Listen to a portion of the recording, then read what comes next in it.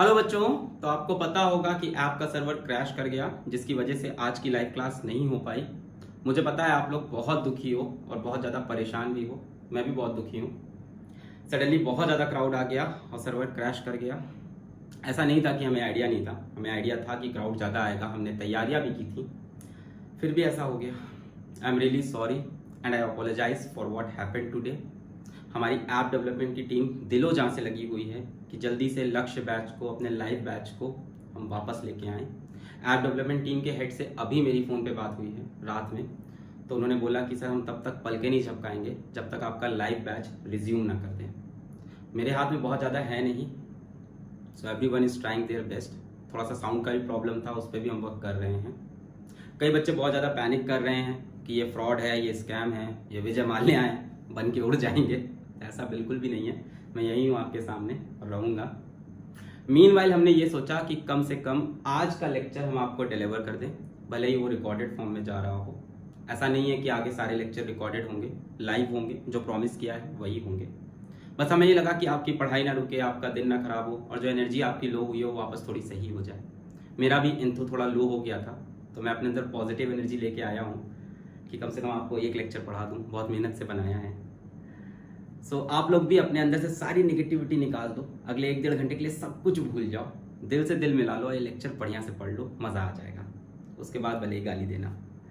तो शुरू करते हैं क्लास 12 फिजिक्स का chapter number 1 electric charges and field, और आज है उसका lecture number 1। So yes, my name is Alakh Pandey and this is your not so beautiful app physics वाला।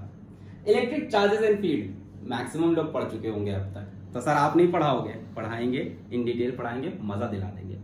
लेक्चर नंबर 1 में क्या पढ़ाओगे सर? वही conservation of charge, quantization of charge, वो तो पढ़ाएंगे ही। साथ में बहुत बढ़िया कंटेंट लेके आए हैं। ऐसी ऐसी बातें बताएंगे ना आपको जो आपने ना किताब में पढ़ी होगी ना यूट्यूब पे किसी वीडियो में देखी होगी। तो बहुत मजा आने वाला है। स्टार्ट करते हैं इलेक्ट्रिक चार्जेस एंड फील्ड। बढ़िया एकदम पीपीटी बना हुआ है, स्मार्ट बोर्ड।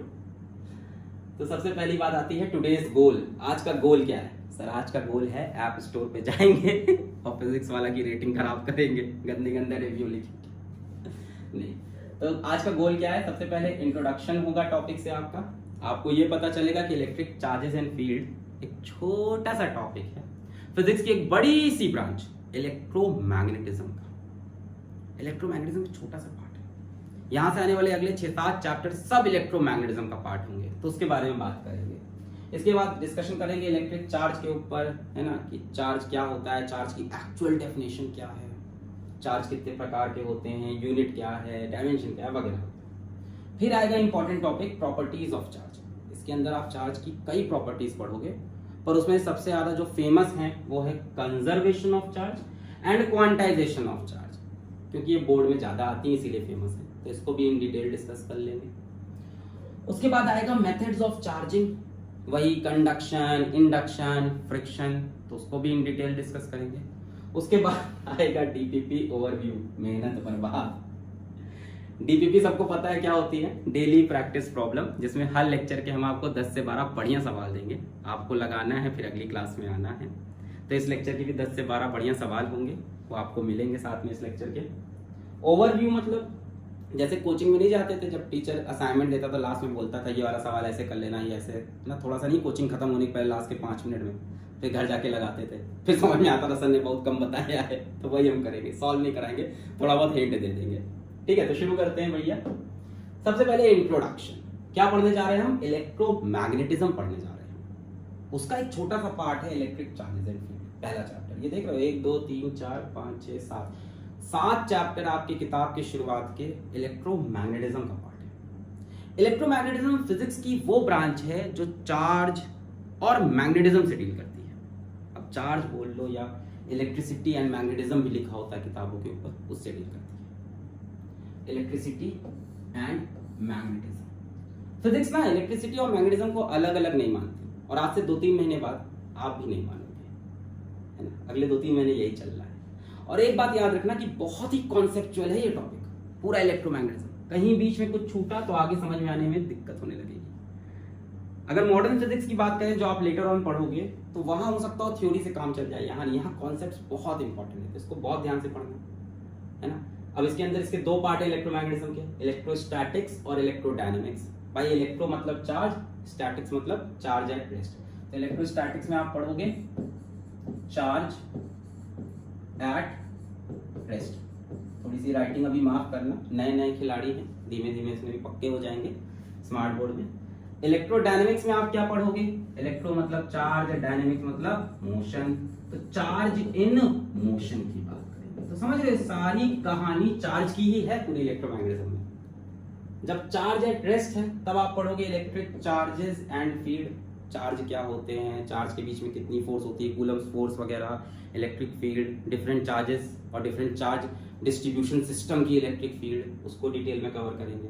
उसके बाद electrostatic potential and capacitance, second chapter आपका। पोटेंशियल की बात करेंगे, कैपेसिटर की बात करेंगे, डाइपोल की बात करेंगे। खास बात यह है कि यहाँ पे चार्ज हमेशा रेस्ट पे रहेगा। फिर चार्ज जैसे ही मोशन में आएगा, भाई चार्ज चलेगा तो क्या बनेगी, इलेक्ट्रिसिटी। तो आ गया थर्ड चैप्टर, करंट इलेक्ट्रिसिटी। फिर चार्ज जब मोशन में आता है तब वो मैग्नेटिक इफेक्ट भी एक्सपीरियंस करता है। तो चौथा chapter, moving charges and magnetism. Magnetism का इफेक्ट चार्ज के ऊपर तभी होगा जब चार्ज मोशन में होगा। एक ठहरे हुए चार्ज पे कोई मैग्नेटिक इफेक्ट नहीं आता। इसके बाद आएगा मैग्नेटिज्म एंड मैटर। एक बोरिंग सा चैप्टर लगता है बच्चों को, पर मजा आएगा। इसमें बताएंगे पैरामैग्नेटिज्म, डायामैग्नेटिज्म, अर्थ की मैग्नेटिक फील्ड डिस्कस करेंगे। बड़ा मजा आएगा इसमें भी, इसे लगता है बोरिंग, मजा बहुत आएगा जब हम पढ़ाएंगे। इसके बाद सिक्स चैप्टर है जादू, इलेक्ट्रोमैग्नेटिक इंडक्शन। इसका नाम मैं जादू रखता हूँ, है ना। अपने हाथ में मैग्नेट लेंगे, उसको झुमझुम झुमझुम हिलाएंगे और उधर करंट बन जाएगा, बल्ब जल जाएगा, जादू होगा। मैग्नेट लेके हिलाएंगे, वहां बल्ब जल जाएगा। फिर हम पढ़ेंगे सातवां chapter, alternating current. Sir current तो पढ़ चुके हैं। ये जो आपने करंट इलेक्ट्रिसिटी पढ़ोगे, इसमें करंट होगा डीसी करंट, डायरेक्ट करंट, जो बैटरी वगैरह से मिलता है। ऑल्टरनेटिंग करंट जो जनरेटर से बनता है ना, जो आपके घर पे सप्लाई होता है, एसी करंट। क्या सर दोनों डिफरेंट होते हैं? हाँ भाई, दोनों बहुत डिफरेंट होते हैं। पूरी इनकी मैकेनिक्स, पूरी कैलकुलेशन सब कुछ अलग होती है। ठीक है, ठीक। तो इन दो पार्ट में इलेक्ट्रोमैग्नेटिज्म डिवाइड होगा और इसको कवर करने में आपके अगले 2-3 महीने निकल जाएंगे। तो सर इसको क्यों पढ़े, अभी बताते हैं क्यों पढ़े। अभी पढ़ने लगोगे, देखो percentage of it coming in various exams. हाँ सर अब पढ़ना पड़ेगा। सीबीएसई क्लास 12 जरा सामने देखो, 70 नंबर में से 33 नंबर, 33 नंबर्स का इलेक्ट्रोमैग्नेटिज्म आएगा, करीब करीब 50%। अरे यहाँ तो बहुत साफ साफ 47 लिखा है पॉइंट। अरे 85 को बोलते हैं हम लोग इसको, है ना, करीब करीब। जेईई मेंस की बात करें तो इसमें 30 से 40% आ रहा है, बहुत बड़ा पार्ट होता है। और अगर नीट की बात करें तो इसमें भी एक कंसिडरेबल अमाउंट है, 22 से लेकर 27%। ये डेटा पिछले 3 साल का है, तो उसके पहले क्या जाए बाबा आजम के जमाने में। तो अब समझ में आ रहा है कि सर पढ़ना पड़ेगा। चलो ये तो अगर नहीं भी टारगेट कर रहे हैं तो भी सर बोर्ड के लिए तो पढ़ना पड़ेगा, और कॉन्सेप्चुअल है, याद रखना। ठीक है, अब इंटरेस्ट आ गया सर, मार्क्स देख के ना दिमाग खुल जाता है। स्टार्ट करते हैं इलेक्ट्रिक चार्ज से। ठीक है, तो इलेक्ट्रिक चार्ज की बात पहली बार हुई थी कब, 600 साल पहले। पहली बार इलेक्ट्रिक चार्ज के बारे में बात हुई थी कब, 600 BC में, बिफोर क्राइस्ट। 600 साल भी नहीं, 600 साल बिफोर क्राइस्ट हुई थी। और कहां पे बात हुई थी इसकी, ग्रीक में पहली बार, है ना। अरे भाई आदि मानव टाइप के लोग रहे होंगे, उन्होंने पत्थर रगड़ा होगा, स्टैटिक इलेक्ट्रिसिटी ई का है भैया है ना, अट्रैक्शन हो रहा है, रिपल्सन हो रहा है, तो उन्होंने कहा कुछ चार्ज जैसा है। मॉडर्न डे पे आ जाए तो आज के टाइम पे चार्ज की जो डेफिनेशन है, जरा ध्यान देना, चार्ज की डेफिनेशन ध्यान देना। It is the property of matter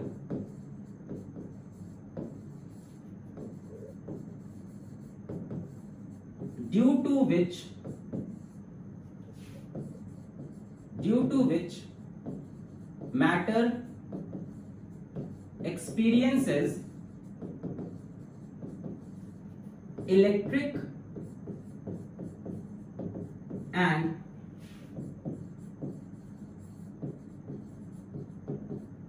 magnetic effects। ध्यान से, ये प्रॉपर्टी है मैटर की, जिसकी वजह से कोई भी मैटर, कोई भी ऑब्जेक्ट, कोई भी बॉडी एक्सपीरियंस करती है कौन कौन से इफेक्ट, इलेक्ट्रिक इफेक्ट और मैग्नेटिक इफेक्ट। आपने देखा भी, charge at rest, charge at motion, है ना। जितना भी इलेक्ट्रिसिटी के इफेक्ट है, जितना भी मैग्नेटिज्म का इफेक्ट है, वो किसकी वजह से कोई भी ऑब्जेक्ट एक्सपीरियंस करता है? चार्ज की वजह से। धीमे धीमे समझ में आएगा कि कैसे, हर एक चैप्टर में आप देखते जाओ। आप ये भी बोल सकते हो बच्चों की चार्ज एक इंट्रिंसिक प्रॉपर्टी है, इंट्रिंसिक प्रॉपर्टी ऑफ मैटर। अब बोलोगे इंट्रिंसिक प्रॉपर्टी क्या होती है? बच्चों ऐसी प्रॉपर्टी जिसके आप और अंदर ना खोद सको। जैसे हम आपसे कहें किसी बॉडी के पास मास है, अब हम बोले मास क्यों है, कोई आंसर नहीं। सिमिलरली इसका भी इंट्रिंसिक प्रॉपर्टी की ये है फंडामेंटल प्रॉपर्टी, आप इसके अंदर खोद के नहीं जा सकते। कई लोग बोल रहे हैं सर चार्ज होता है due to loss of electron and due to gain of electron. बहुत दिमाग है, मान गए। इलेक्ट्रॉन पे चार्ज क्यों होता है? किसी बॉडी पे चार्ज होता है due to loss of electron, positive हो जाता है, गेन ऑफ इलेक्ट्रॉन से नेगेटिव हो जाता है। और इलेक्ट्रॉन पे चार्ज क्यों है? एक इंट्रिंसिक प्रॉपर्टी होती है चार्ज। मतलब चार्ज का जो सिंबल होता है, चार्ज के लिए जो हम फिजिक्स में सिंबल यूज करते हैं सभी को पता होगा, चार्ज का सिंबल होता है Q। चार्ज की जो SI यूनिट है, चार्ज की जो SI यूनिट है ये एक साइंटिस्ट के नाम पे है, कूलम, अगास्था डीन कूलम है। इन्हीं का कूलम्स लॉ भी आपको पढ़ना है अगले लेक्चर में। कूलम चार्ज के जो डायमेंशन है, डायमेंशन निकाल पाओगे? जल्दी से निकालो डायमेंशन से। भाई चार्ज का फॉर्मूला बोलो, Q is equals to I into T, current into time. अरे सबने पढ़ा होगा ना, current I is equals to Q बराबर T। दिखाई पड़ रहा है यहाँ बोर्ड? वाह सर, अब तो आपका बढ़िया इरेजर हो गया। I is equals to Q by T, है ना, rate of flow of charge is current. तो charge is equals to current into time. Current के लिए बच्चों जो डायमेंशन यूज होता है वो होता है एम्पियर का A, और टाइम के लिए T। इसको बॉक्स में बंद कर देंगे, A की पावर 1 T की पावर 1। और क्या बताएं भाई चार्ज के बारे में? चार्ज दो प्रकार के होते हैं, सबको पता ही होगा, है ना। चार्ज कितने प्रकार के होते हैं? चार्ज दो प्रकार के होते हैं, positive charge and negative charge. Positive charge कब आता है? जब गेन ऑफ इलेक्ट्रॉन होता है। नेगेटिव चार्ज कब आता है? जब लॉस ऑफ इलेक्ट्रॉन होता है। ठीक है, और क्या पता करना है? हाँ, ये पता होगा आपको कि पॉजिटिव पॉजिटिव रखेंगे तो क्या होगा? रिपेल हो जाएगा। नेगेटिव नेगेटिव रिपेल हो जाएगा। पॉजिटिव नेगेटिव अट्रैक्ट हो जाएगा, है ना। तो सबको पता है ये डेफिनेशन। क्या इसको दूसरे रंग से लिखते हैं, है ना, नया नया आया, थोड़ा शौक लगा है मैं भी। लाइक चार्जेस रिपेल, और क्या? Unlike charges attract. ठीक, तो चार्ज के बारे में इतनी ही बातें, ये याद रखना, ये मैटर की वो प्रॉपर्टी है जिसकी वजह से मैटर इलेक्ट्रिक इफेक्ट और मैग्नेटिक इफेक्ट एक्सपीरियंस कर पाता है। ठीक है, और एक इंट्रिंसिक प्रॉपर्टी, आप इसके और अंदर जाके इसको एक्सप्लेन नहीं कर सकते हो। एक इंट्रिंसिक प्रॉपर्टी है, जैसे मास को आप और अंदर एक्सप्लेन नहीं कर सकते। मास और चार्ज दोनों इंट्रिंसिक है। चलो आगे बढ़ते हैं, दिखाते हैं कुछ। नोट करना हो नोट कर लो, नोट्स आपको मिलेंगे लेक्चर के बाद। हाँ, चार्ज और मास में डिफरेंस कह लो, कंपैरिजन कह लो, सिमिलरिटी कह लो। स्टार्ट करते हैं। तो बच्चों चार्ज कैसी प्रॉपर्टी है? इंट्रिंसिक प्रॉपर्टी है। इंट्रिंसिक का मतलब नहीं समझ में आ रहा सर? फंडामेंटल, जिसके आप और अंदर ना जा सको। मास कैसी प्रॉपर्टी है? मास भी इंट्रिंसिक प्रॉपर्टी है। इन दोनों में से ज्यादा इंट्रिंसिक कौन है पता है? मास ज्यादा फंडामेंटल प्रॉपर्टी। चार्ज कितने प्रकार के होते हैं? दो प्रकार के, पॉजिटिव और नेगेटिव। मास कितने प्रकार का? मास एक ही प्रकार का होता है, पॉजिटिव। नेगेटिव मास सुना है? हाँ होता है। कहां पे होता है? सेंटर ऑफ मास के कंसेप्ट में। किसने बनाया? हम लोग ने बनाया, होता नहीं है ना। एक धोखेबाज कॉन्सेप्ट होता है, नेगेटिव मास मान के सेंटर ऑफ मास निकालते हैं। ई का कह रहे हो सर? छोड़ो अब 11th की पुरानी बातें पुराना दर्द सर, एक जिंदगी का पहला प्यार और एक 11th की मैकेनिक्स सबसे बड़ा दर्द जीवन का। चलो वापस आते हैं इस पे। तीसरा पॉइंट, बड़ा अच्छा डिफरेंस है इनका, बड़ा अच्छा डिफरेंस है बच्चों। जो चार्ज होता है, charge do not very with speed. Relativistic mechanics का चार्ज पे कोई असर नहीं पड़ता है। किसी बॉडी का चार्ज 5 कूलम है, उसको बबीता अपने कार में रख के 100 की स्पीड पे कार चला दे, तब भी वो चार्ज 5 कूलम 2 कूलम जो भी है वही रहेगा, चेंज नहीं होगा। पर मास के साथ ऐसा नहीं है। हाँ, मास स्पीड के साथ चेंज होता है, सच्ची बात है एकदम। मास वेरीज विथ स्पीड, एकदम सच है ये। मास वेरीज विथ स्पीड। देखो दूसरे कलर के मार्कर्स लिखेंगे तब ज्यादा फील हो जाएगा। फॉर्मूला देखो, m is equals to m naught upon under root 1 minus v square divide by C square. M is equals to m naught under root 1 minus v square बटे c square, जहां c है speed of light और v है speed of body. अब कहोगे sir day to day life में तो हमें पता ही नहीं चलता, हम तो दौड़ते हैं तब ऐसा तो नहीं फील होता कि हम हल्के हो गए हैं। सर कितने दिन दौड़ना पड़ता है तब इतना सब वजन कम होता है। अरे यार बात ये ना कि जो मास बढ़ता है, बढ़ता है एक्चुअली कम नहीं होता, बढ़ता है, वो बहुत ही कम बढ़ता है normal day to day life में। क्यों? क्योंकि नीचे देखो सी स्क्वायर है, स्पीड ऑफ लाइट। तुम कितनी स्पीड पे दौड़ोगे भाई? 10 मीटर पर सेकेंड, 20 मीटर पर सेकेंड। नीचे क्या रखा है? 3 × 10⁸। अब 10 को डिवाइड करोगे 3 × 10⁸ से करीब करीब 0 हो जाएगा। 1 माइनस 0 1 रहेगा। मास कितना आएगा? m0। यहाँ पर जो m0 होता है ये होता है रेस्ट मास, जब बॉडी रेस्ट पे, और m होता है जब बॉडी v स्पीड से चल रही है। तो मैंने बताया जैसे तुम्हारी कितनी स्पीड होगी, 10 मीटर पर सेकेंड, 20 मीटर पर सेकेंड, उसको डिवाइड करो स्पीड ऑफ लाइट से 3 × 10⁸ से। भाई 10 मीटर पर सेकेंड डिवाइड बाई 3 × 10⁸ कितना? करीब करीब 0। 1 माइनस 0 इज 1। m किसके बराबर है? m0 के। तो बॉडी का जनरली मास ऐसा लगता है हमें कि रेस्ट मास के बराबर है, पर कुछ तो चेंज होगा। ये वैल्यू एक्चुअल में 0 तो नहीं होगी, थोड़ी तो 0 से बड़ी होगी। 1 माइनस ये वैल्यू 1 से थोड़ी तो छोटी होगी, ये वैल्यू 1 से छोटी होगी, तो ये ओवरऑल टर्म थोड़ा तो बड़ा होगा। तो जब भी बॉडी मोशन में होती है तो उसका मास इंक्रीज करता है। बात दिमाग में डाल लो, जब भी बॉडी मोशन में होती है बॉडी का मास इंक्रीज करता है। अच्छा जरा सोचो, किसी बॉडी की स्पीड लाइट की स्पीड की आधी हो गई, थोड़ा सा हाइपोथेटिकल, v हो गई c/2, तो m कितना हो जाएगा? क्या हम कैलकुलेट कर सकते हैं? यहाँ कैलकुलेट करें। m is equals to m0 upon under root 1 minus v है c/2, तो ये c स्क्वायर अपॉन 4 अपॉन c स्क्वायर, 1 माइनस 1/4, ये कितना हो जाएगा? 4 माइनस 1 3/4। अंडर रूट से 4 बाहर आके ऊपर चला जाएगा, है कि नहीं? m0 upon 4 minus 1 under root 3/4, यहाँ से 4 ऊपर जाके 2 हो जाएगा, 2 m0 अपॉन रूट 3। रूट 3 की वैल्यू होती है 1.732, 2 m0 अपॉन 1.732। ये वैल्यू डेफिनेटली m0 से बड़ी है। देखो ना, ये इससे डिवाइड होगा तो ये 1 से बड़ा आएगा कि नहीं? है ना, नीचे वाला छोटा ऊपर वाला बड़ा है। तो ओवरऑल वैल्यू m0 से बड़ी हो गई कि नहीं? तो डेफिनेटली जब स्पीड हायर होती है तब ये इफेक्ट फील होता है। डे टू डे लाइफ में फील नहीं होता, पर हमारा दौड़ते वक्त थोड़ा सा मास बढ़ा जाता है। 0.00001% हमारा मास बढ़ा होता है जब हम दौड़ते हैं। भाई मास is a form of energy, ये तो पढ़ा ही था। हाँ, जब तुम दौड़ते हो तुम्हारे पास आ जाती है काइनेटिक एनर्जी, तो वो एनर्जी भी तो कुछ मास कंट्रीब्यूट करती है। अरे ये पूरी कहानी मैं कई बार समझा चुका हूं। देखो मास जो होता है वो होता है E/c²। हाँ ये देखो ना लिखवा रखा है, m is equals to E/c। अरे पढ़ा होगा E is equals to mc² करके, E is equals to mc² पढ़ा है। m is equals to E/c²। Mass क्या है? एनर्जी डिवाइड बाई c², यही तो मास होता है। जब कोई बॉडी मोशन में आएगी तो उसके पास काइनेटिक एनर्जी होगी, डिवाइड बाई c², तो उसका मास बढ़ जाएगा।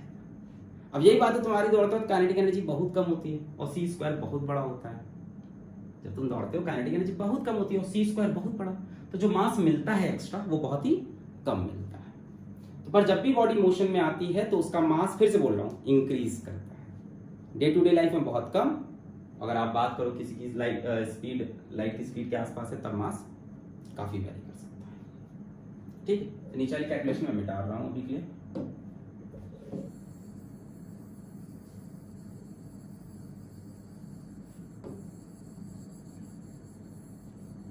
ठीक है, नेक्स्ट पॉइंट पे आ जाते हैं हम लोग। नेक्स्ट पॉइंट अपना क्या है कि हाँ, charge can not exist without mass, mass के बिना चार्ज नहीं हो सकता। किस चीज पे चार्ज होगा? इलेक्ट्रॉन पे होगा, प्रोटॉन, सबके पास मास होता है, but mass can exist without charge. अरे जितनी भी न्यूट्रल बॉडी होगी उसका भी तो मास होगा, है? न्यूट्रॉन का भी, हर चीज का मास होता है। हम भी चार्ज नहीं है, हमारे पास भी मास है। तो मास हर बॉडी का होता है, पर चार्ज हर बॉडी के पास नहीं होता। इसीलिए कहा जाता है चार्ज इज अ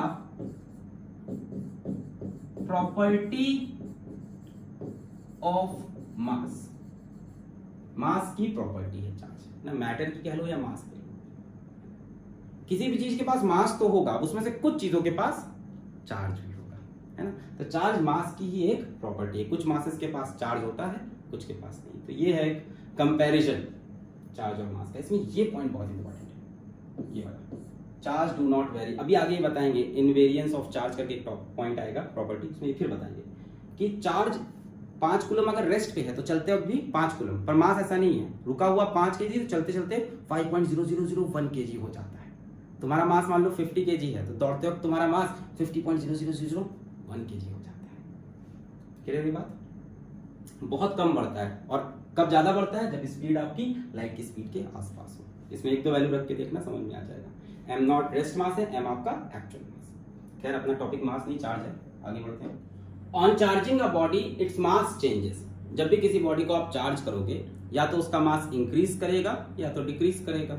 और देख लेते हैं, मान लो अपने पास कोई बॉडी है और मान लो इसने इलेक्ट्रॉन लूज किया। अब इलेक्ट्रॉन लूज किया तो इसके ऊपर हो जाएगा पॉजिटिव चार्ज, तो ये चार्ज बॉडी हो गई। क्या इसका मास चेंज होगा? बिल्कुल होगा भाई, इलेक्ट्रॉन बाहर निकल गया, है ना। क्या हुआ? Loss of electron. पर इलेक्ट्रॉन के पास कुछ मास भी तो होता है, 9.1 इंटू 10⁻³ kg। थोड़ा ही सही पर होता तो है। यानी इसने सिर्फ इलेक्ट्रॉन लूज नहीं किया, इसने मास भी लूज किया। तो जो भी बॉडी पॉजिटिवली चार्ज होगी उसका मास क्या होगा? डिक्रीज करेगा, मास विल डिक्रीज, है ना। बहुत ही छोटी सी बात थी, डीपीपी में एक सवाल भी मिल जाएगा इसका। अब मान लो कोई बॉडी है, उसने इलेक्ट्रॉन गेन कर लिया, तो बॉडी के ऊपर नेगेटिव चार्ज, तो गेन ऑफ इलेक्ट्रॉन, एक्चुअली उसने मास भी तो गेन किया, इलेक्ट्रॉन के ऊपर कुछ मास भी तो है। तो यहाँ क्या हो जाएगा? मास विल इंक्रीज,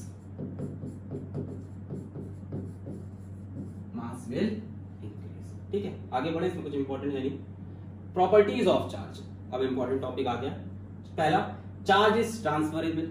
ये तो सबको पता है, एक बॉडी मान लो चार्ज है, दूसरी अनचार्ज है, दोनों को साथ में रख दें तो चार्ज ट्रांसफर हो जाएगा और दोनों बॉडी चार्ज हो जाएंगी। जैसे क्लास में एक बदमाश बच्चा, एक शरीफ बच्चा, दोनों को साथ बैठा दें तो क्या होगा? दोनों शरीफ बन जाएंगे? भूल जाओ, कभी नहीं, दोनों बदमाश बन जाते हैं। ठीक है, तो चार्ज ट्रांसफर के तरीके होते हैं, कंडक्शन, इंडक्शन, बाइफ्रिक्शन, वो आगे पढ़ेंगे। Charge is always associated with mass. ये हमने बता दिया कि किसी बॉडी के ऊपर चार्ज होगा तो डेफिनेटली उसके पास मास भी होगा, है ना। ऐसा हो नहीं सकता कि चार्ज बिना मास के एग्जिस्ट करे। तो charge is always associated with mass. ऐसा नहीं हो सकता किसी बॉडी के पास चार्ज है पर मास नहीं है। इसमें कुछ और है नहीं समझाने वाला। Charge is conservation of charge, ये एक इंपॉर्टेंट प्रॉपर्टी आ गई। इसकी आप जो डेफिनेशन पढ़ते हो थोड़ी सी गलत होती है, पर लिख देते हैं हम भी फिर से। क्या? Charge can neither be created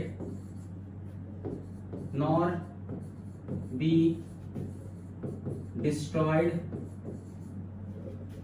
but can only be transferred from one body to another। तो ये डेफिनेशन बचपन से पढ़ते आए हैं हम लोग। कंजर्वेशन ऑफ एनर्जी में भी यही चिपका देते हैं, कंजर्वेशन ऑफ मास में भी यही चिपका देते हैं। Mass can neither be created not destroyed, charge is neither created not destroyed but can only be transferred from one body to another. थोड़ा सा ना ये डेफिनेशन गलत है, वैसे तो ये एस भी गलत लिखा था, पर थोड़ा सा ये डेफिनेशन भी गलत है। अभी आगे समझ में आएगा। जो सही डेफिनेशन है कंजर्वेशन ऑफ चार्ज की, तो चार्ज इज कंजर्व्ड बोलो या कंजर्वेशन ऑफ चार्ज। इसकी जो सही डेफिनेशन बनेगी बच्चों वो ये बनेगी, the total charge of an isolated system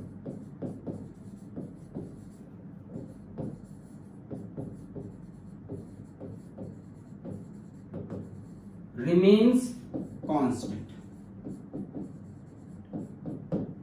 कोई भी आइसोलेटेड सिस्टम है, कोई भी ऐसा सिस्टम है जिसके आसपास कोई ना आए, है ना, जिससे कोई ना मिले, जैसे आप हो जिसको कोई नहीं मिल रही तो ऐसा जो भी सिस्टम है उस पे टोटल चार्ज जो होगा वो कांस्टेंट रहेगा या रिमेन्स कांस्टेंट या रिमेन्स कंजर्व्ड। ये डेफिनेशन सही है,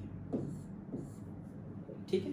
इसका एग्जांपल ले लेते हैं, मान लो ये एक बॉक्स है जो कि कंप्लीटली आइसोलेटेड है, ठीक है। इसके अंदर मान लो 3 चार्जेस हैं, 1 2 3। चार्ज की SI यूनिट क्या है? कूलम। तो एक मान लो 3 कूलम का है, एक मान लो 2 कूलम का है, एक मान लो 1 कूलम का है, ठीक है।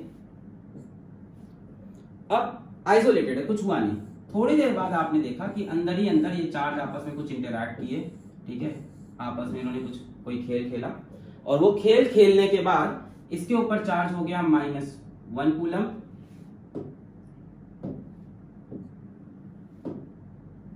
इसके ऊपर चार्ज हो गया -1 कूलम, इसके ऊपर चार्ज रह गया मान लो 3 कूलम। अब पूछा इसके ऊपर चार्ज क्या है, ठीक। तो जो टोटल चार्ज, अगर ये सिस्टम आइसोलेटेड है तो यहाँ का टोटल चार्ज और यहाँ का टोटल चार्ज सेम होगा। यहाँ टोटल कितना है? 3 2 5 1 6, तो यहाँ भी 6 आना चाहिए। 3 - 1 2, तो इसके पास कितना चार्ज होगा? 4। समझ गए? ये वाला जो तरीका है ये एकदम सही है, ये सही नहीं है। अभी बताएंगे क्यों, अभी दिखाएंगे। Charge can be created and charge can be destroyed, but the total charge of an isolated system remains constant और conserved। ये डेफिनेशन गलत हो जाएगी। चार्ज क्रिएट होता है, चार्ज डिस्ट्रॉय भी होता है, तभी तो बोला था ऐसा कंटेंट लेके आए कि मजा आ जाएगा। अभी आगे दिखाते हैं। ये वाली कहानी समझ गए? Total charge of isolated system. इसके ऊपर भी एक सवाल अच्छी क्लास में कराएंगे, दिमाग लगाना, बढ़िया सवाल होगा वो, ठीक है। इंडक्शन के सवाल में इसको मिला के कराएंगे। तैयार? आगे बढ़े। तो अभी ये प्रूफ करते हैं कि भाई ये डेफिनेशन गलत क्यों है। बचपन से पढ़ते आ रहे हैं, चिपकाते आ रहे हैं, इसको समझते हैं। इसको समझने के लिए आपको एक फिनोमेना समझना होगा जिसको हम बोलते हैं पेयर प्रोडक्शन। पेयर प्रोडक्शन, इसमें क्या होगा? चार्ज क्रिएट हो जाएगा, out of nowhere suddenly charge create होगा। कैसे?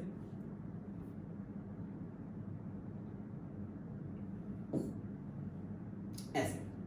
ये है पेयर प्रोडक्शन। इसमें क्या होता है कि एक फोटोन मतलब लाइट का पार्टिकल, या ऐसे समझ लो एक इलेक्ट्रोमैग्नेटिक वेव, ऐसे समझ लो। ये क्या है?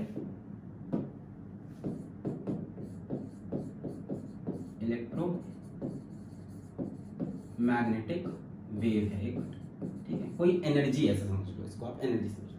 ये जाके किसी हैवी न्यूक्लियस में टकराती है और इसके बाद 2 चार्ज पार्टिकल निकलते हैं। किस में निकलते हैं? पेयर में निकलते हैं। पहले कोई चार्ज नहीं था, बाद में 2 चार्ज बन गए। एक बना इलेक्ट्रॉन, जो आप जानते ही हो, एक बना पॉजिट्रॉन। पॉजिट्रॉन होता है बच्चों इलेक्ट्रॉन का एंटाई पार्टिकल। हर किसी का एक एंटाई मैटर होता है, मैटर का एक एंटाई मैटर होता है, हर किसी पार्टिकल का होता है। आपका भी होगा कोई एंटाई, मिलेगा कभी जीवन में। हाँ जाओ, बस खुश हो गए। तो मिलना होता, अब तक मिल चुका होता, आगे मिलेगा कॉलेज में, ऐसी उम्मीद रखो कम से कम। तो इलेक्ट्रॉन का एंटाई पार्टिकल पॉजिट्रॉन। तो जब भी ना पेयर प्रोडक्शन, पेयर में प्रोड्यूस होते हैं ये, देखो समझो, इस तरफ चार्ज कितना है? टोटल चार्ज 0, फोटोन के ऊपर कोई चार्ज नहीं, एनर्जी है, ये एक वेव है, एक एनर्जी 0। इस तरफ भी टोटल चार्ज कितना है? 0। इलेक्ट्रॉन पे चार्ज होता है -1 और पॉजिट्रॉन पे +1, है ना। -1 मतलब होता है एक्चुअली में -1.6 × 10⁻⁻19 कूलम, और ये +1.6 × 10⁻⁻19 कूलम। इस पे चार्ज होगा -1.6 × 10⁻⁻19 कूलम, और इस पे चार्ज होगा +1.6 × 10⁻। अब टोटल चार्ज इस तरफ कितना है बच्चों? 0 और टोटल चार्ज इस तरफ भी कितना है 0. The total charge on an isolated system remains constant. Charge can be produced. ये चार्ज नहीं था, कोई चार्ज नहीं था, प्रोड्यूस हो गया. बट चार्ज जब भी प्रोड्यूस होगा किसमें होगा? पेयर में होगा. मैटर के साथ उसका एंटी मैटर निकलेगा. ऐसा पार्टिकल निकलेगा जो पहले वाले का चार्ज कैंसिल कर देगा. इसको बोलते हैं पेयर प्रोडक्शन. यहाँ पे एक बढ़िया गामा वेव, एक बढ़िया एनर्जेटिक फोटोन, बढ़िया लाइट का फोटोन जाके हिट करता है. लाइट का नहीं, इलेक्ट्रोमैग्नेटिक वेव का फोटोन न्यूक्लियस पे हिट करता है और उसके बाद दो पार्टिकल निकलते हैं, एक पॉजिट्रॉन और एक इलेक्ट्रॉन. पेयर प्रोडक्शन के और भी कई एग्जांपल्स हैं, ये हम पढ़ा सकते थे, आपके लेवल में था. इस तरफ टोटल चार्ज 0, इस तरफ टोटल चार्ज 0. क्या चार्ज क्रिएट हुआ? हाँ, charge can be created but the total charge on an isolated system remains constant. इधर भी 0 तो उधर भी 0. अब इसके बारे में एक बढ़िया सवाल मैं पूछने जा रहा हूं. तैयार हो जाओ, तैयार हो जाओ, तैयार हो जाओ. क्या मास भी क्रिएट होता है? एक मिनट, इसका मास 0 होता है. मैं पहले तुमको क्लियर कर दूं. ये एक फोटोन है, ये एक फोटोन है और फोटोन का मास 0 होता है. तो इस तरफ तो मास 0 था, इस तरफ तो मास भी प्रोड्यूस हुआ. क्या पॉजिट्रॉन का मास इलेक्ट्रॉन के अपोजिट? नहीं, पॉजिट्रॉन और इलेक्ट्रॉन का मास सेम होता है. पॉजिट्रॉन और इलेक्ट्रॉन का मास सेम होता है, चाहे प्लस ई हो चाहे माइनस ई हो, both have same mass, cancel नहीं करते. यानी इस तरफ मास भी क्रिएट हो गया. कंजर्वेशन ऑफ मास भी. फिर क्या है, पढ़ा रहे हो सर पहली क्लास में. इसका कोई मास नहीं. बोलोगे सर इसका मास है. अरे यार ये तो दोनों तरफ है ना, ये तो बीच का है. ये तो कॉमन है ना जो क्रिकेट टीम में होता है, ये तो दोनों तरफ है. इसे क्या कहूंगा? उस तरफ एक मास भी तो क्रिएट हुआ है. Definitely mass can be created. कहां से? मास is a form of energy. इस तरफ ये क्या था? फोटोन. फोटोन क्या है? एनर्जी है. ये एनर्जी गायब हुई, किस फॉर्म में अपीयर हुई? मास के फॉर्म में. इन दोनों का मिलाकर जो मास, टोटल मास होगा वो कैसे आएगा? E divide by C square से. जो इस फोटोन की, इस गामा फोटोन की, इस इलेक्ट्रोमैग्नेटिक वेव की जो एनर्जी है वो गायब हो गई और वो एनर्जी गायब होकर क्या बन गई? इन दोनों का मास बन गई. Mass is a form of energy. यही तो बताया था. So charge can be created as well as mass can also be created. आप समझ में आ रहा है भाई? इस तरफ कोई मास नहीं है. ये फोटोन का मास 0 होता है. न्यूक्लियस तो दोनों तरफ है, किधर काउंट करोगे? वो तो था ही, है ही. ये तो नए क्रिएट हो गए. और इनका मास अपोजिट भी नहीं होता, बराबर होता है. 9.1 × 10⁻³ kg, 9.1 × 10⁻³ kg. चार्ज अपोजिट है, चार्ज कैंसिल हो गया, ठीक है, मास तो कैंसिल नहीं. तो मास कहां से आया? एनर्जी से. तो मास की जो कंजर्वेशन वाली जो पढ़ते हो, जो डेफिनेशन, वो भी गलत है. इसी से ही पढ़ोगे मॉडर्न फिजिक्स में. The sum total of energy and mass remains constant. हो सकता हो मास एनर्जी के फॉर्म में, हो सकता हो मास के फॉर्म में. थोड़ा बहुत आया. तो ये एक फिनोमेना था जिसमें charge is created. Pair production में आपने क्या सीख लिया? पेयर प्रोडक्शन में आपने सीख लिया चार्ज कैन बी क्रिएटेड. अब आपका कोई मासूम अज्ञानी दोस्त स्कूल में आके आपसे भौकाल मारेगा, charge can neither be created not. उसको ये दे देना, उसके मुंह पे मार देना. एक रात नींद नहीं आएगी उसको. क्या तुम्हें नहीं आई थी जिस दिन मैसेज का रिप्लाई नहीं आया था? सर दुखती रख पे हाथ मत रखो. एक तो हुआ charge can be created. Can charge also be destroyed? Yes it can be. अगला फिनोमेना आ गया ना. पहले इसको मिटा देते हैं, नोट कर लो तो फिर मिटाते हैं.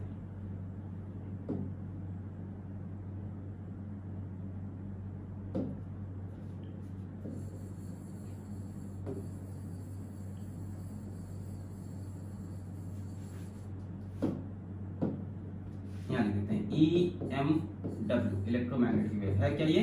एनर्जी. इसका चार्ज कितना है? यहाँ लिख देते हैं 1.6 × 10⁻⁻19 कूलम. और जो मास अपीयर हुआ ये कहां से हुआ? E divide by C square. अब आ जाओ, क्या charge can be destroyed? Yes. ये एक प्रोसेस होता है बच्चों, इसको हम बोलते हैं पेयर एनिहिलेशन. एनिहिलेशन मतलब खात्मा. अगर कोई पार्टिकल अपने एंटाई पार्टिकल से मिल गया इलेक्ट्रॉन यदि पॉजिट्रॉन से, एंटी पार्टिकल हैं, दोनों का चार्ज इक्वल एंड अपोजिट और दोनों का मास बराबर। अगर कोई पार्टिकल अपने एंटी पार्टिकल से मिल गया तो भाई उसको जन्नत मिल गई, गायब हो जाएगा, दुनिया से गायब होकर भाग जाएगा भाग के शादी कर लेगा, चला गया इसके साथ। आप समझ में आ गया।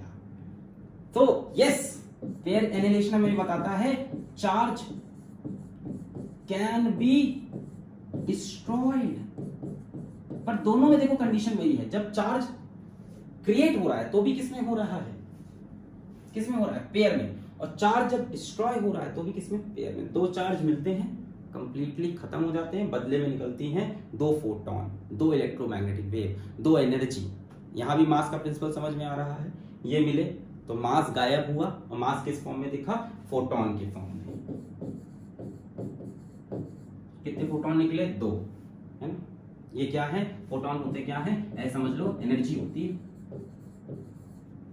Yes, mass can also be destroyed.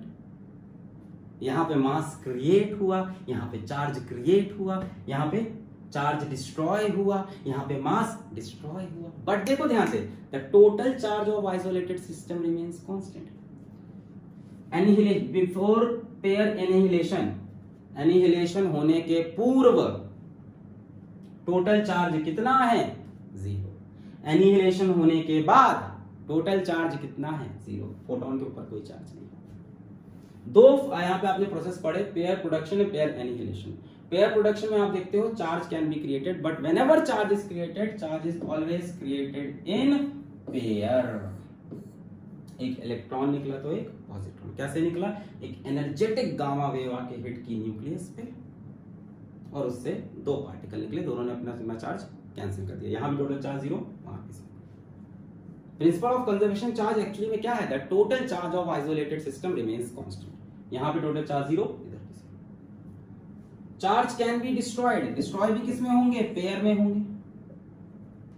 एक इलेक्ट्रॉन था, एक पॉजिट्रॉन था, -1 + 1 मिला, खत्म। यहां पे टोटल चार्ज कितना, 0, यहां पे कितना, 0। Charge can be destroyed. Similarly यहां पे मास क्रिएट हुआ, कहां से, एनर्जी गायब हुई, मास बन गई।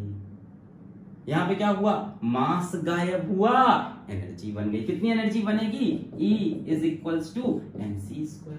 कितना मास बनेगा, m = E/c²।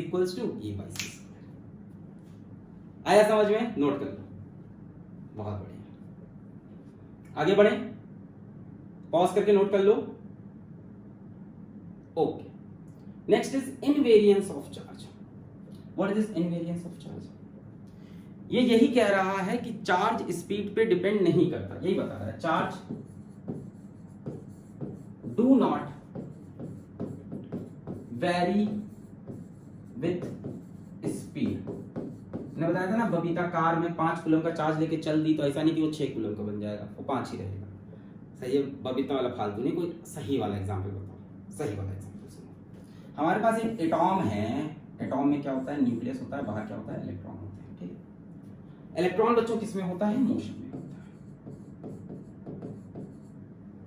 अगर इलेक्ट्रॉन मूव करते करते, यहां सवाल है अगर का, अगर इलेक्ट्रॉन मूव करते वक्त, मूव करते समय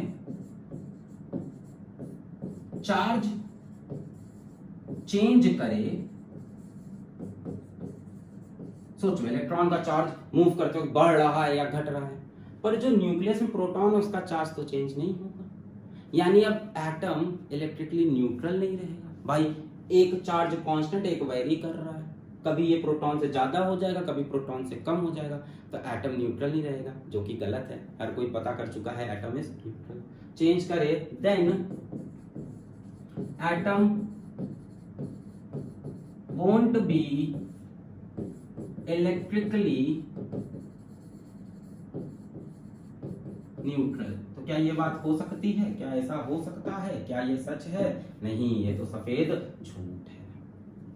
यहां से प्रूव आप कर सकते हैं invariance of charge, charge do not very with speed. अगर इलेक्ट्रॉन घूमते घूमते घूमता है, या जो भी है, इलेक्ट्रॉन पार्टिकल है कि वेव, पता नहीं, अभी तो ये सब कहानी भी पढ़नी है मॉडल में, पर आसानी से।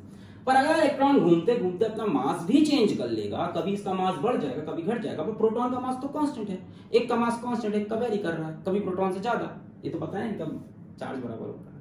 मान लो स्टार्टिंग में तो न्यूट्रल था, अब जब घूमना स्टार्ट किया इसका चार्ज बढ़ने लगा या घटने लगा, तो न्यूट्रलिटी नहीं रहेगी, सो विच इज नॉट पॉसिबल। इसका मतलब इनवेरियंस ऑफ चार्ज सही है। Charge do not very with speed but mass vary with speed. आगे बढ़े। Next is very important, quantization of charge. Quantization of charge, अब ये क्या है? अब फिजिक्स के एक बहुत ही बढ़िया टीचर हैं, वॉल्टर ल्यूमेन सर हैं, है ना, for the love of physics पढ़ाते हैं, for the allure of physics पढ़ाते हैं। तो वो बोलते हैं the food I eat is not quantized. जब आप चावल खाते हो तो चावल क्वांटाइज नहीं है, तो क्वांटाइज का मतलब समझाते हैं, क्वांटाइजेशन। अब उनकी बातें याद आके बता दी बीच में, बहुत बड़े फैन हैं उनके, बहुत बड़े। क्वांटाइजेशन, क्वांटाइजेशन का मतलब होता है जो चीज डिस्क्रीट अमाउंट में मिले, नहीं समझ में आया, जो कि कंटिन्यूअस ना हो। समझाते हैं आराम से। जैसे हम बोले कि ये वीडियो कितने लोग देख रहे हैं, तो या तो 10 लोग देख रहे होंगे, या तो 11, या तो 12, या तो 13, या तो 14, डिस्क्रीट नंबर में बढ़ रहे होंगे, फिक्स्ड नंबर में बढ़ रहे होंगे, क्वांटाइज नंबर में बढ़ रहे हैं। ऐसा नहीं हो सकता कि 10:30 बच्चा वीडियो देख रहा हो सकता है कि हाँ सर हो सकता है एक बच्चा इसे देख रहा हो, इधर पबजी भी खेल, मोबाइल में तो देख रहा होगा, 2 मोबाइल हो, हाँ ठीक है पैर उसका इधर हो, मुंह इधर हो, ऐसे देख सकते। जैसे आप, अरे वो एग्जांपल कितनी बार दिया मैंने, आप दुकान में पेन खरीदने गए तो कितना पेन खरीदोगे आप? सर 10 खरीदेंगे, अमीर हैं हम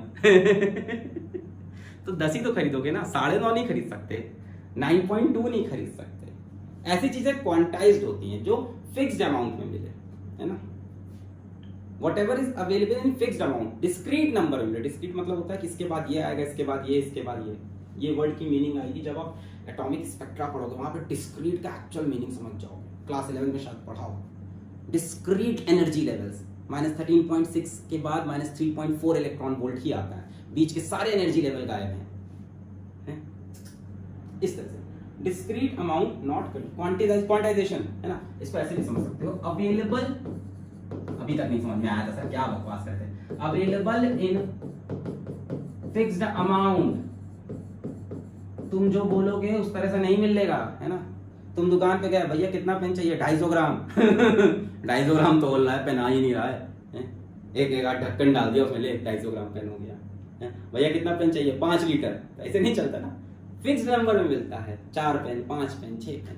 इसी को बोलते हैं अवेलेबल इन। चार्ज की सेम कहानी है। तुम किसी से ना कुछ भी चार्ज नहीं मांग सकते। तुम किसी से चार्ज मांगने जाओगे तो कुछ फिक्स्ड अमाउंट में मिलेगा। तुम किसी के पास गया, तुमने उससे बोला एक काम करो, हमको पैक कर दो 0.6 × 10⁻⁻19 कूलम ऑफ चार्ज। वो बोलेगा भैया इतना चार्ज आता ही नहीं, मार्केट में बनता ही नहीं, इतना चार्ज हमारे पास है ही नहीं। आपको लेना हो तो पहले 1.6 × 10⁻19 ले लो, या उसका डबल ले लो, उसका ट्रिपल ले लो, उसका 4 गुना ले लो। किसी भी नंबर मांगोगे तो हम नहीं दे पाएंगे। समझ रहे हो? किसी बॉडी के ऊपर कोई चार्ज है ना, तो वो कुछ भी चार्ज नहीं हो सकता, उसका एक फिक्स नंबर होगा। जैसे पेन 1, 2, 3 ऐसी 4 भी फिक्स नंबर में पढ़ते हैं। हर तरह के चार्ज अवेलेबल नहीं है, कंटिन्यूअस चार्ज नहीं मिल सकते। अब कंटिन्यूअस डिस्ट्रीब्यूशन ऑफ चार्ज की बात नहीं करना है, गधे वाली बात मत करना। कंटिन्यूअस चार्ज नहीं मिल सकते कि तुमने कहा कि रियल नंबर में चार्ज नहीं हो सकते, इससे अच्छा क्या समझाऊं। Charge can not exist in real numbers. Real numbers क्या होता है? 1.1, 1.111, 1.23, इस तरह से चार्ज नहीं मिल सकता। तुम जैसा चार्ज चाहो मांग लो, कुछ मिलेंगे, कुछ मिलेंगे, पर सारे नहीं मिलेंगे। सर कौन से मिलेंगे, कौन से नहीं मिलेंगे, अब ये बताओ। मैंने बताया ना, दुनिया में कुछ ही तरह के चार्जेस हैं और कुछ तरह के, क्या ब्यूटीफुल दुनिया बनी है। तो अब देखो कौन से चार्ज मिलेंगे, क्या नियम है, क्या नियम है, क्वांटाइजेशन ऑफ चार्ज की क्या डेफिनेशन है। सुनो, अब इसकी डेफिनेशन किताबों में दूसरी मिलती है, पर जिस दिन जेईई में सवाल आएगा ये इसकी एग्जैक्ट डेफिनेशन है। The smallest charge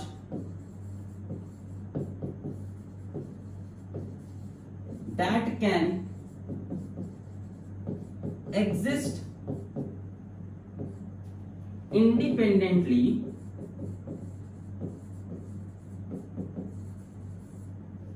is the charge on one electron, that is कितना होता है? 1.6 × 10⁻⁻19 कूलम। ये चार्ज की सबसे फंडामेंटल वैल्यू है, इसको फंडामेंटल चार्ज भी बोलते हैं।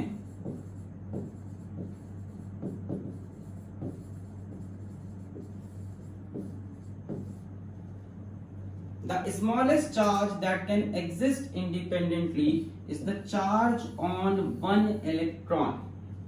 That is 1.6 into 10 power minus 19. इससे छोटा चार्ज नहीं। तुम दुकानदार से जाके बोले 1 into 10 power minus 19 coulomb charge दो, भगा देगा, बोलेगा गरीब इंसान। ये सब नहीं मिलता, पैसा और लेके आओ। 1.6 से स्टार्टिंग होती है। यही बेसिक डेफिनेशन है क्वांटाइजेशन ऑफ चार्ज की। कई लोग एग्री नहीं कर रहे हो, पर ये सच है, एकदम सच बता रहे हैं, दिल पे हाथ रख के बोल रहा हूँ, फिजिक्स की कसम खा के। अभी इसकी अगली डेफिनेशन बताएंगे, बट यहीं से बनी है, ठीक है। अब ये क्या आ गया, इसको कैसे बताऊं मैं, ये क्या चीज आ गई, पहले नोट कर लो बाकी चीजें फिर। The smallest charge that can exist independently, ये वर्ड भी इंपॉर्टेंट है यहाँ पे, exist independently is the charge on one electron. मतलब सर इससे छोटे चार्ज होते हैं, हाँ होते हैं, पर इंडिपेंडेंट एग्जिस्टेंस नहीं होता। द स्मॉलेस्ट चार्ज जो कि इंडिपेंडेंट एग्जिस्टेंस कर सके वो है चार्ज ऑन वन इलेक्ट्रॉन। इससे छोटा चार्ज इंडिपेंडेंट एग्जिस्ट नहीं हो सकता, मिल सकता है पर मिलेगा नहीं, मतलब ढूंढ लिया गया साइंस में, पर उसका खुद का एग्जिस्टेंस अकेले नहीं है, ठीक है। क्या बोल रहे हो सर, नोट करो, बताते हैं, नोट करो, नोट कर लिया, नोट कर लिया।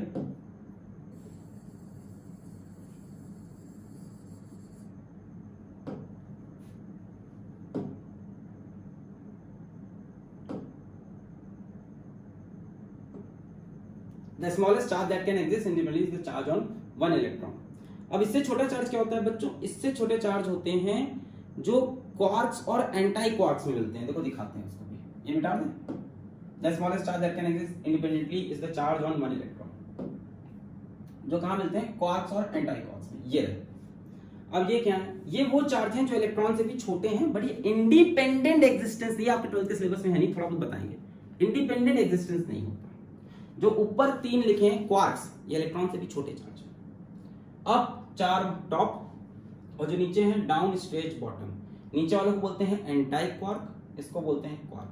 देखो अप क्वार्क, इसका एंटी क्वार्क डाउन, 4 क्वार्क, इसका anti quark stretch, top quark, इसका एंटी क्वार्क बॉटम। तो इनके ऊपर चार्ज कितना है, 2/3, इलेक्ट्रॉन से भी छोटा, इलेक्ट्रॉन 1 इलेक्ट्रॉन से भी कम, 2/3 चार्ज ऑफ इलेक्ट्रॉन। इसके ऊपर 2/3 चार्ज ऑफ इलेक्ट्रॉन, इसके ऊपर 2/3 चार्ज ऑफ इलेक्ट्रॉन, इसके ऊपर -1/3 -1/3 -1/3 ऑफ चार्ज ऑफ इलेक्ट्रॉन। इसके ऊपर कितना चार्ज है,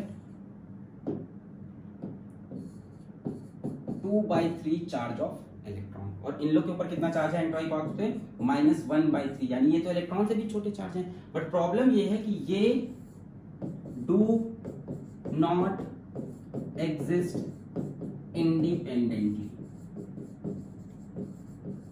सर ये होते कहाँ हैं, क्या चीज है, ये क्या बता रहे हो, क्वार्क एंटी क्वार्क, हमें नहीं पता। हम ये समझ गए कि हाँ the smallest charge that can exist independently is the charge on electron. फिर आपने बताया कि उससे भी छोटा चार्ज होता है और इंडिपेंडेंट एग्जिस्ट नहीं करता, कुछ होता है क्वार्क एंटी क्वार्क, उस पे होता है। बच्चों क्वार्क एंटी क्वार्क ये सब इंडिपेंडेंट एग्जिस्ट नहीं करते, ये कॉम्बिनेशन में एग्जिस्ट करते हैं। ये मिलके कॉम्बिनेशन बनाते हैं और वो कॉम्बिनेशन कहलाता है हैड्रॉन्स। हैड्रॉन्स देखो समझाते हैं, ये एक हैड्रॉन है, इस हैड्रॉन में हो सकता हो 2 अप क्वार्क हो और 1 डाउन क्वार्क हो। ये एक हैड्रॉन है, इसमें हो सकता हो 2 डाउन क्वार्क हो, 1 अप क्वार्क हो। हैड्रॉन्स कैन एग्जिस्ट इंडिपेंडेंटली,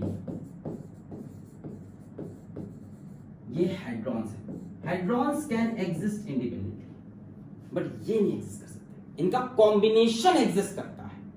यानी 2/3 charge of electron independent exist नहीं करता, इनका कॉम्बिनेशन। ये क्या चीज है पता है, ये प्रोटॉन है और ये क्या है, न्यूट्रॉन है। ये पता है कि नहीं, प्रोटॉन और न्यूट्रॉन फंडामेंटल पार्टिकल्स नहीं रहे, बहुत पहले थे न्यूट्रॉन प्रोटॉन इलेक्ट्रॉन, अब ना रहे। प्रोटॉन बना होता है इनसे, ये फंडामेंटल पार्टिकल माने गए हैं, और फंडामेंटल पार्टिकल है, सब एटॉमिक के भी है, सब एटॉमिक। प्रोटॉन बनता है 2 अप क्वार्क से, 1 डाउन क्वार्क से। न्यूट्रॉन बनता है 2 डाउन क्वार्क से 1 अप क्वार्क से। चाहो तो चार्ज कैलकुलेट कर लो, सही आएगा एकदम। प्रोटॉन का चार्ज निकालते हैं, 2 अप क्वार्क 2/3 प्लस में ये, ठीक है, ये प्लस में है 2/3 और डाउन का -1/3। प्रोटॉन का चार्ज निकालो, प्लस 2/3 प्लस 2/3 माइनस 2/3 और इसका -1/3 कितना हो गया, 2 2 4 -1 3/3 कितना आया 1e। यही तो होता है प्रोटॉन पे चार्ज, प्लस 1e। न्यूट्रॉन का चार्ज निकालो, 2 डाउन क्वार्क है मतलब एंटी क्वार्क है, तो 2 डाउन का मतलब -1/3 -1/3, एक अप का मतलब +2/3 -1 -2 +2 कितना आया 0। न्यूट्रॉन का चार्ज 0। अब फील हो गया सर, ये प्रोटॉन न्यूट्रॉन बता दिया, समझ आए। का क्वार्क तो बता रहे थे, हेड्रॉन्स और भी हेड्रॉन्स होते हैं। क्वार्क एंटी क्वार्क के असेंबली से और भी सब एटॉमिक पार्टिकल डिस्कवर हो चुके हैं। शायद आपने हेड्रॉन्स ना सुना हो, पर लार्ज हेड्रॉन कोलिडर सुना होगा, लार्ज हेड्रॉन कोलाइडर LHC, नहीं सुना, सर्च करना आज इंटरनेट में, ठीक। So what I was telling you that the smallest charge that can exist independently is the charge on 1 electron. 1e जो चार्ज है वो सबसे छोटा चार्ज है जो इंडिपेंडेंट एग्जिस्ट कर सकता है। क्या उससे छोटा चार्ज मिल नहीं सकता? मिल सकता है पर मिल नहीं सकता मतलब है पर अभी उसको हम पा नहीं सकते। है कहां? प्रोटॉन के अंदर है, पा नहीं सकते। Proton is not the fundamental particle anymore. Proton खुद बना है क्वार्क से। क्वार्क पे चार्ज कितना है? इलेक्ट्रॉन का 2/3। एंटी क्वार्क पे कितना है? इलेक्ट्रॉन का -1/3। ये मिलकर बनाते हैं हेड्रॉन्स। ये इंडिपेंडेंट एग्जिस्ट करते हैं। हेड्रॉन्स कैसे एग्जिस्ट करते हैं?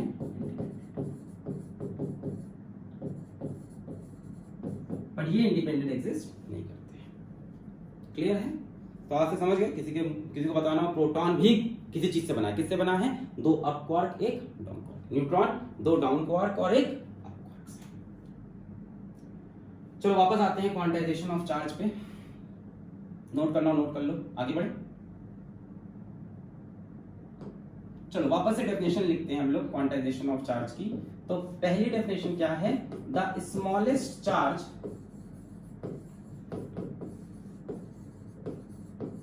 that can exist independently is the charge on 1 electron, जो कि कितना है 1.6 into 10⁻⁻90। और इस पे किस वर्ड से ध्यान देना है? इसके किस वर्ड पे ध्यान देना है? इंडिपेंडेंटली। इससे छोटा चार्ज भी होता है और वो मिल नहीं सकता, है ना। The smallest charge that can exist independently is the charge on 1 electron. Quantization of charge की बेसिक डेफिनेशन है कि सबसे छोटा चार्ज अगर दुकान में लेने जाओगे तो मिल सकता है, वो क्या है? Charge on 1 electron. दूसरी डेफिनेशन देखो इसकी, जो ज्यादा पॉपुलर हुई और वो फंडामेंटल डेफिनेशन नहीं है। इसको हम लोग क्या बोलते हैं? Fundamental charge. ये भी लिख लेते हैं, इसको हम लोग क्या बोलते हैं?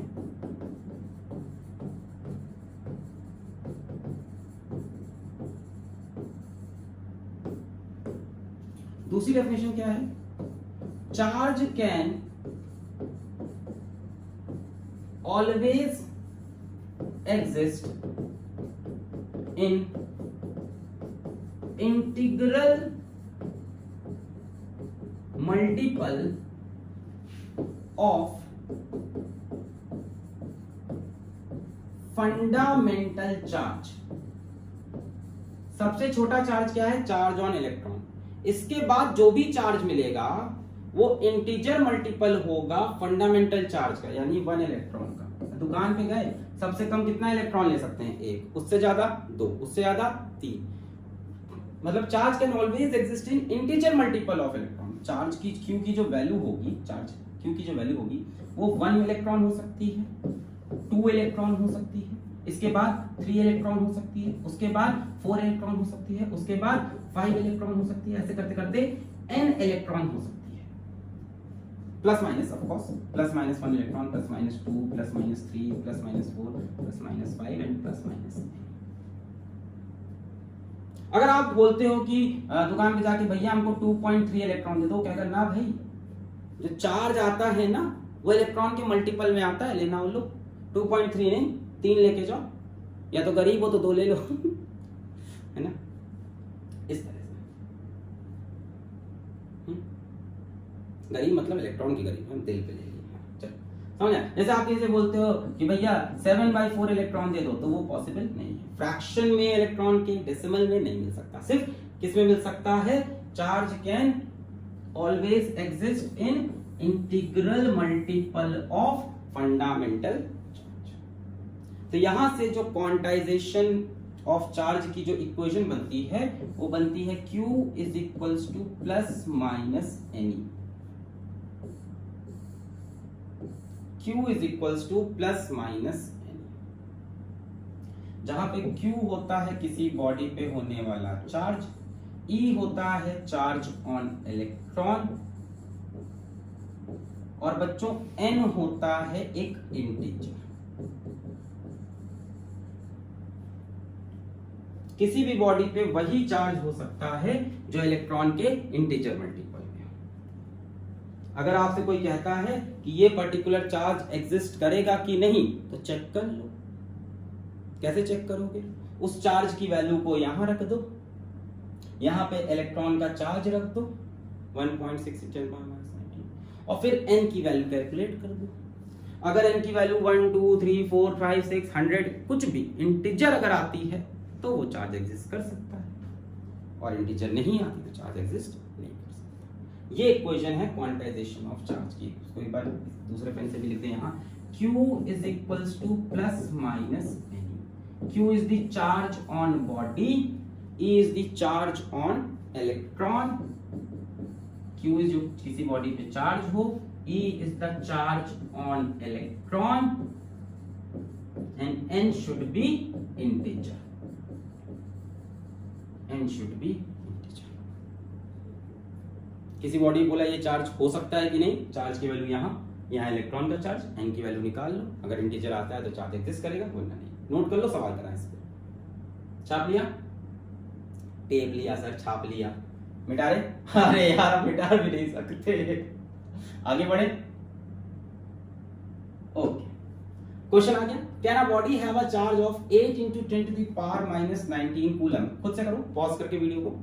8 × 10⁻⁻19 कूलम, क्या ये चार्ज किसी बॉडी पे हो सकता है? और दूसरा वो, पॉज करके, हो गया? हो गया, चलो करना है, चीटिंग नहीं। Q is equals to plus minus any लगा देते हैं। Can a body have a charge of, ये Q की वैल्यू होगी 8 × 10⁻⁻19 coulomb is equals to N की वैल्यू हमें नहीं पता, into E charge on electron कितना होता है 1.6 × 10⁻⁻19। यदि इस N की वैल्यू इंटीजर आ जाती है, मतलब ये जो गिवन चार्ज है वो E का इंटीग्रल मल्टीपल है। देख लेते हैं n की वैल्यू आती है कि नहीं इंटीजर में। ये कैंसिल, 8/1.6 0 5 इंटीग्रल वैल्यू आ गई। मतलब ये चार्ज जो गिवन है कुछ नहीं है, 5e है। एक्चुअल में this charge is equal to 5e। तो बताओ ये एग्जिस्ट कर सकता है? बिल्कुल कर सकता है। कैसे चेक करोगे? चार्ज की वैल्यू यहां रख लो, Q की वैल्यू ये रख लो जो गिवन है, E की वैल्यू रख लो, N कैलकुलेट कर लो। If N comes out to be integer then yes body can have a charge। दूसरा वाला देखो 0.8 × 10⁻⁻19 Q is equals to any, Q की जगह 0.8 × 10⁻⁻19, N की वैल्यू नहीं पता, E की जगह 1.6 × 10⁻⁻19, 10⁻⁻19 10⁻⁻19 cancel, N is equals to 0.8/1.6। now this will come out to be 0.5। ये पॉसिबल नहीं है, इंटीजरल मल्टीपल नहीं है। ये चार्ज किसके बराबर है? 0.5 टाइम्स ऑफ इलेक्ट्रॉन, यानी हाफ ऑफ इलेक्ट्रॉन। या हो सकता है ये चार्ज हो, पर ये इंडिपेंडेंट एग्जिस्ट नहीं कर सकता, ये मिल नहीं सकता। क्लियर है? अब बोलोगे प्लस माइनस क्यों नहीं लगाया? लगा लो यार प्लस माइनस। N की वैल्यू चाहे प्लस में हो चाहे माइनस में, बस इंटीजर होनी चाहिए। क्लियर है? आगे बढ़े, छाप लो। छाप लिया सर। चलो, a particle has a charge of इतना coulomb, calculate the number of electrons transferred to provide this charge. अच्छा करो, ट्राई करो, आसान है। Particle has a charge of इतना coulomb, calculate the number of electrons transferred to provide. Pause करके try करो। हो गया? पॉज करके 1 2 3 4 हो गया। चलो करते हैं। किसी पार्टिकल पे कितना चार्ज है 10 to the power minus 12 coulomb. Calculate the number of electrons transferred to provide this charge. पूछ रहा है कितने इलेक्ट्रॉन ट्रांसफर हुए होंगे जब ये चार्ज आया होगा। नंबर ऑफ इलेक्ट्रॉन्स पूछ रहा है, लगा दो Q is equals to N। इसी से पता चलता है कि कितने इलेक्ट्रॉन है, कितने इलेक्ट्रॉन ट्रांसफर हुए कि ये चार्ज आया। अगर ये पॉजिटिव चार्ज है मतलब इसने इतने इलेक्ट्रॉन यूज किए। Q की वैल्यू रख दो 10 to the power minus 12, N नहीं पता, E की वैल्यू 1.6 into 10 power minus। भाई कॉन्सेप्ट समझ में आया कि नहीं? पूछा कितने इलेक्ट्रॉन ट्रांसफर करने पे ये चार्ज आएगा। 1 2 3 नंबर ऑफ इलेक्ट्रॉन्स निकाल लें। ये रहा इंटीजर में ट्रांसफर हुआ था तभी ये चार्ज मिल पाया है। किसी पार्टिकल पे है ये चार्ज एग्जिस्ट करता है। Calculate the number of electrons. तो n is equals to 10 to the power minus 12 divide by 1.6 into 10 power minus 19। 10 power minus 19 ऊपर चला जाएगा, 10 power minus 12 है ऊपर, 1 upon 1.6, 10 power minus 19 ऊपर गया, 10 power plus 19 हो गया, plus 19 और minus 12 10 to the power 7 हो जाएगा। 1.6 में से पॉइंट हटाते हैं तो 10 यानी 10 to the power 8 upon 16। क्या किया जाए, इसको ऐसे लिख लें 100 into 10 to the power 4 और 16 को लिख लें 4 into 4, तभी तो सॉल्व हो जाएगा ना आसानी से। इसको लिख लें 100 into 100 into 10 बोलो लिख सकते हैं। ये हो गया 10 की पावर 4 10 की पावर 4 और 16 को 4 into 4 425 जा 100 425 जा 100 25 into 25 is 625 into 10 to the power 4। n की वैल्यू आ गई। इसको आप बोल सकते हो 6.25 into 10 to the power 6। ये n की वैल्यू आ गई, यानी इतने नंबर ऑफ इलेक्ट्रॉन ट्रांसफर हुए होंगे। n की वैल्यू है 6.25 into 10 to the power 6। तो Q is equals to plus minus N में n और क्या बता सकता है आपको, नंबर ऑफ इलेक्ट्रॉन भी बता सकता है। यही तो था ना कि एक इलेक्ट्रॉन 2 इलेक्ट्रॉन। इन्होंने ऑलरेडी बोल दिया कि पार्टिकल पे इतना चार्ज है, पूछा है कि नंबर ऑफ इलेक्ट्रॉन ट्रांसफर बताओ। चले नेक्स्ट क्वेश्चन पे, अगला वाला खुद से करोगे। गो। इन अ 1 gram of solid there are इतने atoms. If 1 electron is removed from each of 0.01% of atoms of the solid, find the charge gained by the solid। Pause करके पढ़ के ट्राई करो। 1 2 3 4 get on the dance floor। in a 1 gram of solid there are इतने atoms, इतने atoms हैं।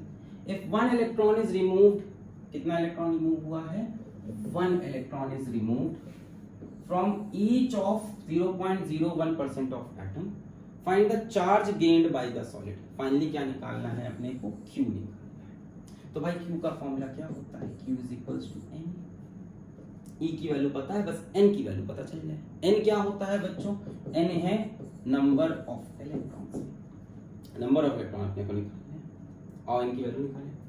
Number of electron कितने हैं, if 1 electron is removed from each of 0.01%, 0.01 into 1 by 100, ऐसी तो परसेंट निकलता है।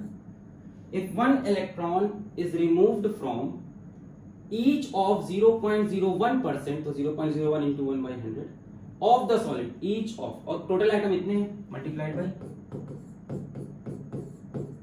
ये तो है। if 1 electron is removed from each of 0.01% atoms of the solid, atoms of the solid कितने हैं, इसके 0.01% में से एक एक इलेक्ट्रॉन निकाला, इसके 0.01% एटम्स में से, सब में से नहीं, 0.01% इनके एटम्स में से एक इलेक्ट्रॉन निकाल लिया। 1 electron remove from each of 0.01%, ये तो परसेंट को चेंज कर लिया फ्रैक्शन में, ऑफ इतना एटम्स। तो n की वैल्यू मिल जाएगी और n की वैल्यू यहां रख दोगे तो charge on, find the charge gain by solid मिल जाएगा।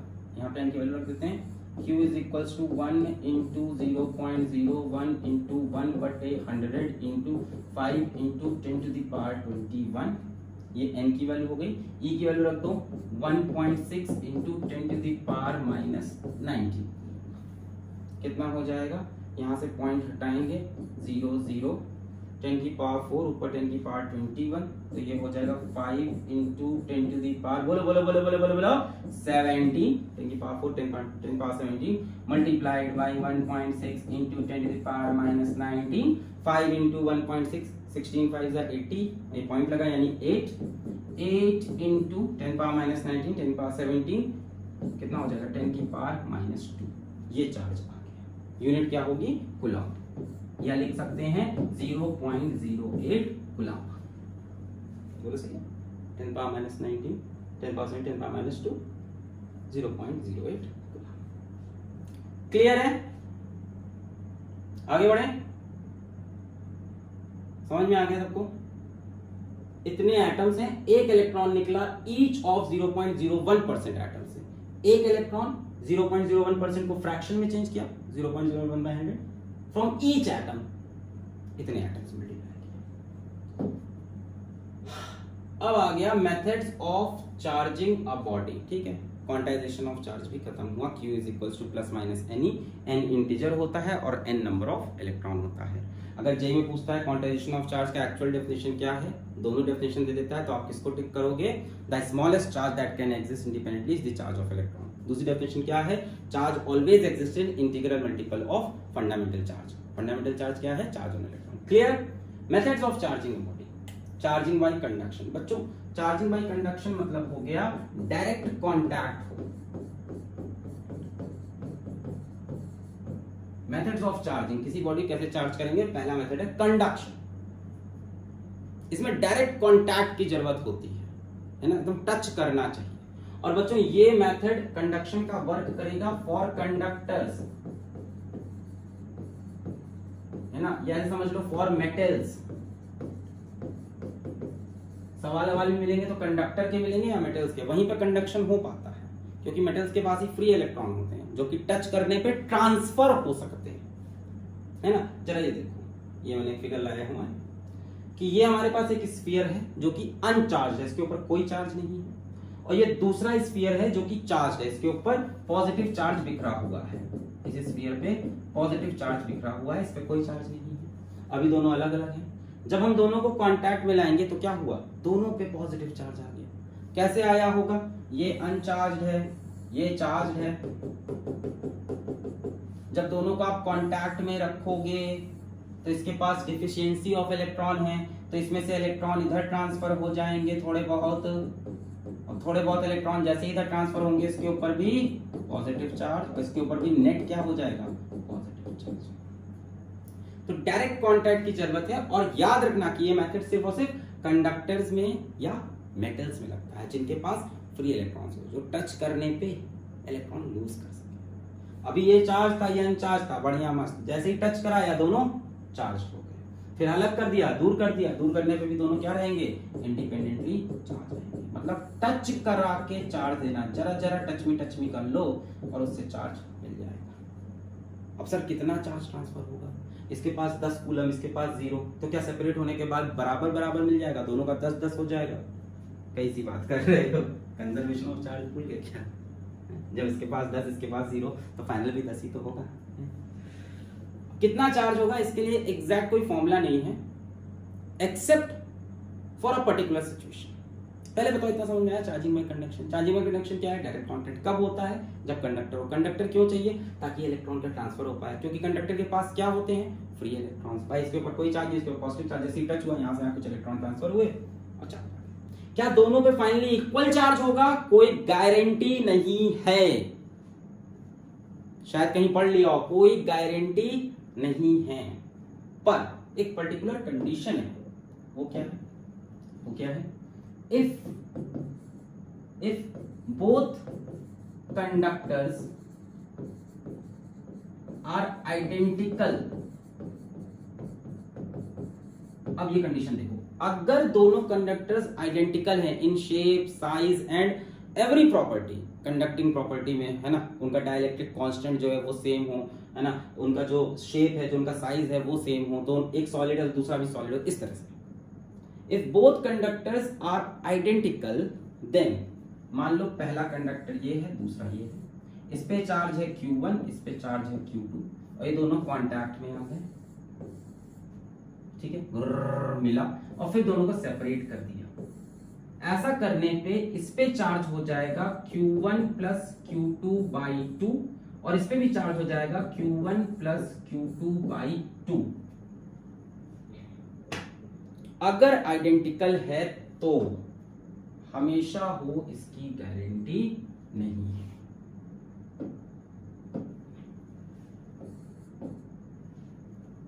तो कैसे डिस्ट्रीब्यूट होगा? अगर आइडेंटिकल है तो बराबर से।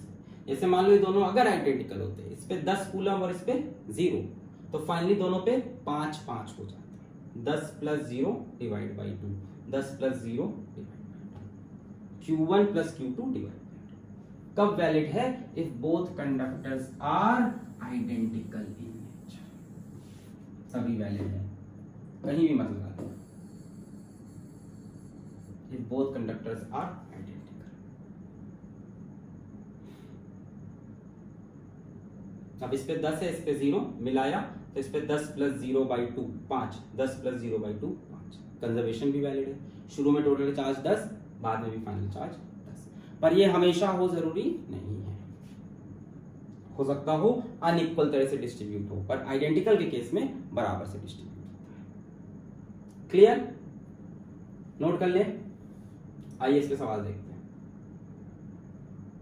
आ गया, A, B and C are 3 identical spherical conductors। वाह भाई वाह, जो चाहते थे आ गया। A, B and C are identical spherical conductors. Originally, A and B have charges of 3 coulomb each, whereas C has a charge of -6 coulomb. Originally जो A और B हैं, इन पे 3 कूलम का चार्ज है और जो C है has a charge of -6 coulomb. पहले A and C are touched and then B and C are touched। then है, पहले क्या हुआ? A और C टच किया गया, हटा दिया गया। फिर क्या हुआ? B and C are touched। Find the final charge on A, B and C। Pause करके ट्राई करो इसको। Find the final charge on A, B and C। पहले क्या किया गया? A एंड C को टच किया गया, तो पहले A और C। A कितना है? 3 कूलम, C कितना है? -6 कूलम। टच करेंगे, डिवीजन कैसे होगा? Q1 plus Q2 divide by 2, इस पे भी और इस पे भी। सो Q1 प्लस Q2 3 और -6 कितना हो गया? -3। भाई टोटल चार्ज क्या होना चाहिए? इस पे अगर मान लो Q1 है, इस पे अगर Q2 है, तो इस पे क्या होगा? Q1 plus Q2 divide by 2 और इस पे भी क्या होगा? Q1 plus Q2 divide by 2। तो 3 और -6 कितना हुआ? -3 डिवाइड बाई 2। तो इस पे होगा -3/2 कूलम और इस पे भी -3/2। कब? जब ये आइडेंटिकल होंगे, हमेशा। फिर क्या हुआ? A and C are touched and then इसके बाद B and C are touched। इसके बाद B and C are touched। B पे कितना चार्ज है? 3 कूलम। C पे कितना चार्ज है? -6 ना। C पे अब कितना चार्ज हो गया है? -3/2। तभी तो सवाल में बोला है A and C are touched and then पहले A और C टच किए, चार्ज रिडिस्ट्रीब्यूट हुआ, Q1 plus Q2 by 2, Q1 plus Q2 by 2, -3/2। मैंने इसको ऐड किया, -3, Q1 प्लस Q2 वाले -3/2, -3/2। उसके बाद C को ले जाकर B से टच कराया गया। अब क्या होगा बच्चों? अब क्या होगा फाइनल चार्ज B और C पर? Q1 plus Q2 divide by 2, Q1 plus Q2 divide by 2। बोलो 3 और -3/2 डिवाइड बाई 2 कितना हो जाएगा? 3 -3/2 डिवाइड बाई 2, 2 0 6 -3, 3/2 यानी 3/4। पॉजिटिव में होगी, एलसीएम हो गया 2, 2 3 6 -3, 3/2 और ये भी 2, 3/4। तो इस पे चार्ज 3/4 कूलम, इस पे भी चार्ज 3/4 कूलम। आया समझ में? पहले A और सी को टच किया, इन दोनों को टच कराया, तो 6 माइनस 6 और 3 हो गया, -3/2 इस पे, -3/2 इस पे। फिर क्या किया, बी और सी को टच कराया, अब सी पे कितना है, -3/2, इस पे कितना है 3, तो 3 -3/2 डिवाइड बाई 2, इस पे भी 3/2 divide by 2। Final charge on A B and C बता दो जरा। ए पे फाइनल चार्ज मेरे ख्याल से ये हो गया -3/2 कूलम, बी पे फाइनल चार्ज ये हो गया 3/4 कूलम और सी पे 3/4 कूलम। बधाई होगा, आपने सही किया। आगे बढ़े, आगे बढ़े, क्लियर है? Okay. Charging by induction, charging by induction का मतलब विदाउट डायरेक्ट कॉन्टैक्ट,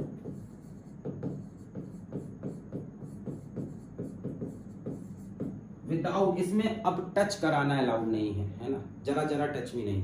अब यहाँ क्या होगा, आंखों में इशारा होगा, ठीक है, बिना टच कराए।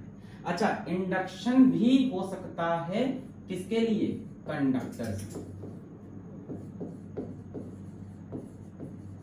या इसको आप क्या बोल सकते हो, मेटल्स में। हर जगह ये भी पॉसिबल नहीं है।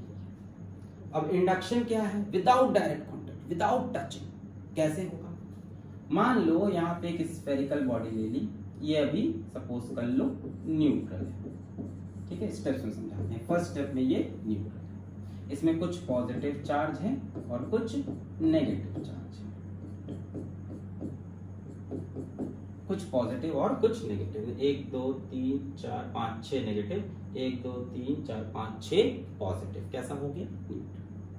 अब क्या हुआ, एक चार्ज बॉडी इसके पास में आई। कैसी चार्ज बॉडी लाए, मान लो नेगेटिव चार्ज बॉडी लिया इसके पास।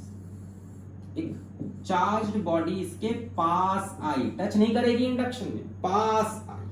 ये कैसा है, न्यूट्रल है, ये चार्ज हो जाएगा बिना टच हुए चार्ज से। कैसे, अब नेगेटिव चार्ज बॉडी जब इसके पास आएगी तो इस बॉडी के अंदर जितने भी इलेक्ट्रॉन हैं वो इन नेगेटिव चार्ज से रिपेल होंगे, दूर जाना चाहेंगे, है कि नहीं भाई। इस बॉडी के अंदर नेगेटिव चार्ज भी है, पॉजिटिव भी है, तो मूव तो वैसे भी नेगेटिव ही कर सकते हैं, पॉजिटिव चार्ज तो मूव कर नहीं सकते हैं। अब पॉजिटिव चार्ज पता है ना, प्रोटॉन वो कहाँ होते हैं, न्यूक्लियस में, नेगेटिव चार्ज आउटर शेल में, तो वही मूव कर सकते हैं। तो इस बॉडी के अंदर जितने भी इलेक्ट्रॉन है सब इधर भागना चाहेंगे रिपेल होके, थोड़ा सा नेगेटिव चार्ज ना इधर तरफ शिफ्ट हो जाएगा, 4 5 इधर आ गए, बस एक इधर बचा है, और पॉजिटिव चार्ज थोड़ा इस तरफ 3 4 5 एक इस तरफ।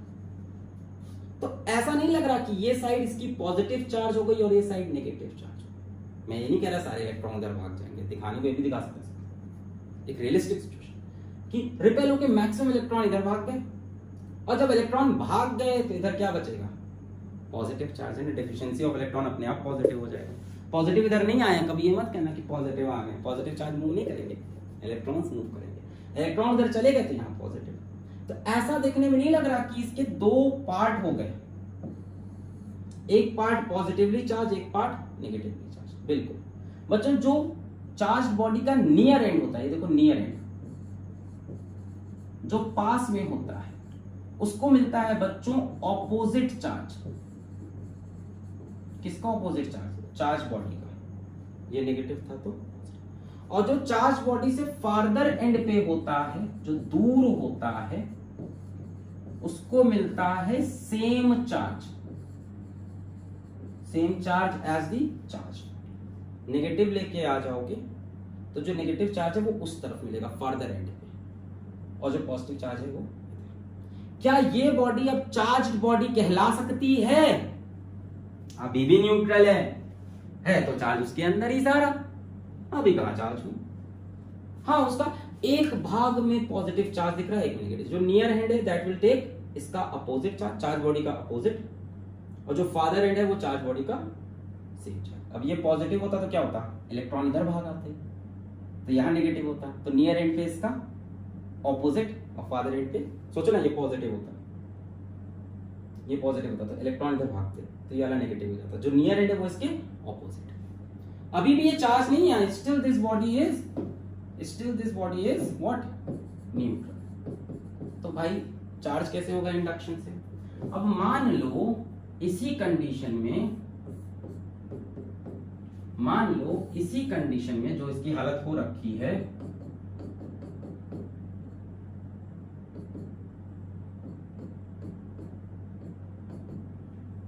मान लो इसी कंडीशन में हम इस तरफ से अर्थिंग देते हैं, अर्थिंग मतलब अर्थ से कनेक्शन देते हैं, ठीक है,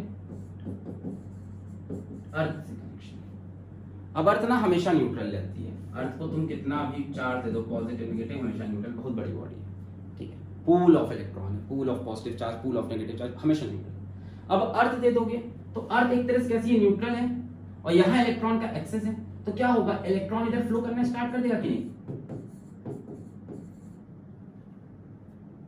अब अगर सर अर्थ में पॉजिटिव चार्ज भी फ्लो कर सकता है, पहली बात तो पॉजिटिव फ्लो नहीं करता, और दूसरी बात ये कि इस पॉजिटिव चार्ज को इस नेगेटिव ने अपनी तरफ पुल करके रखा हुआ है कि नहीं, इसको अट्रैक्ट, ये बंधा हुआ है, और ये चार्ज इधर से भागे जा रहे हैं इलेक्ट्रॉन, क्यों निकल गया, क्योंकि अर्थिंग कर दिया, ऐसे नहीं, ऐसे तो ये न्यूट्रल ही रहती, चार्जिंग बाय इंडक्शन में अर्थिंग करना पड़ेगा, या बॉडीज को सेपरेट कुछ करना पड़ेगा, तो काट के अलग करो उसमें भी नहीं हो पाएगा, कोई प्रोसेस से अलग करना पड़ेगा, चार्ज हटाना पड़ेगा। तो आपने अर्थिंग कर दी, सारे इलेक्ट्रॉन कहाँ चले गए, अर्थ ने क्या किया, भाई हम न्यूट्रल हैं, 0 वोल्ट पे हैं, तुम नेगेटिव वोल्ट पे हो, है ना, जब भी डिफरेंस इन वोल्ट है तो करंट फ्लो करता है, इलेक्ट्रॉन, तो इलेक्ट्रॉन जहां पे हायर इनकी डेंसिटी थी वहां से लोअर डेंसिटी में मूव कर गया।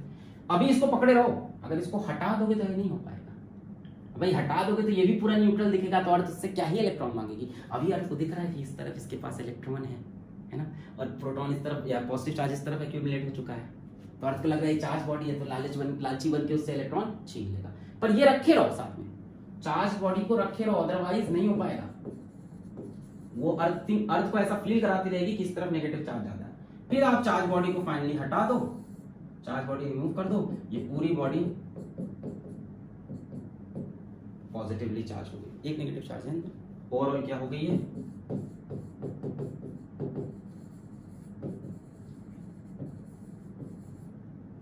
पहले अर्थिंग हटाओगे तब चार्ज बॉडी, ठीक है, पहले अर्थिंग हटाओ तब, पहले चार्ज बॉडी को हटा दोगे तो क्या होगा भाई, इन पे पुल खत्म हो जाएगा, रिडिस्ट्रीब्यूट हो जाएंगे, चार्ज न्यूट्रल हो जाएगी बॉडी, ये इसको इधर खींचे हुई है तब पॉजिटिव चार्जेस को, या इधर पकड़ी हुई, इलेक्ट्रॉन इधर भाग रहे हैं और इलेक्ट्रॉन उधर से बाहर निकल गए पीछे के रास्ते से, आगे वाले को बिजी कर लिया, पीछे के रास्ते से इलेक्ट्रॉन निकल गए, ओवरऑल पॉजिटिव। नोट करें, charging by induction,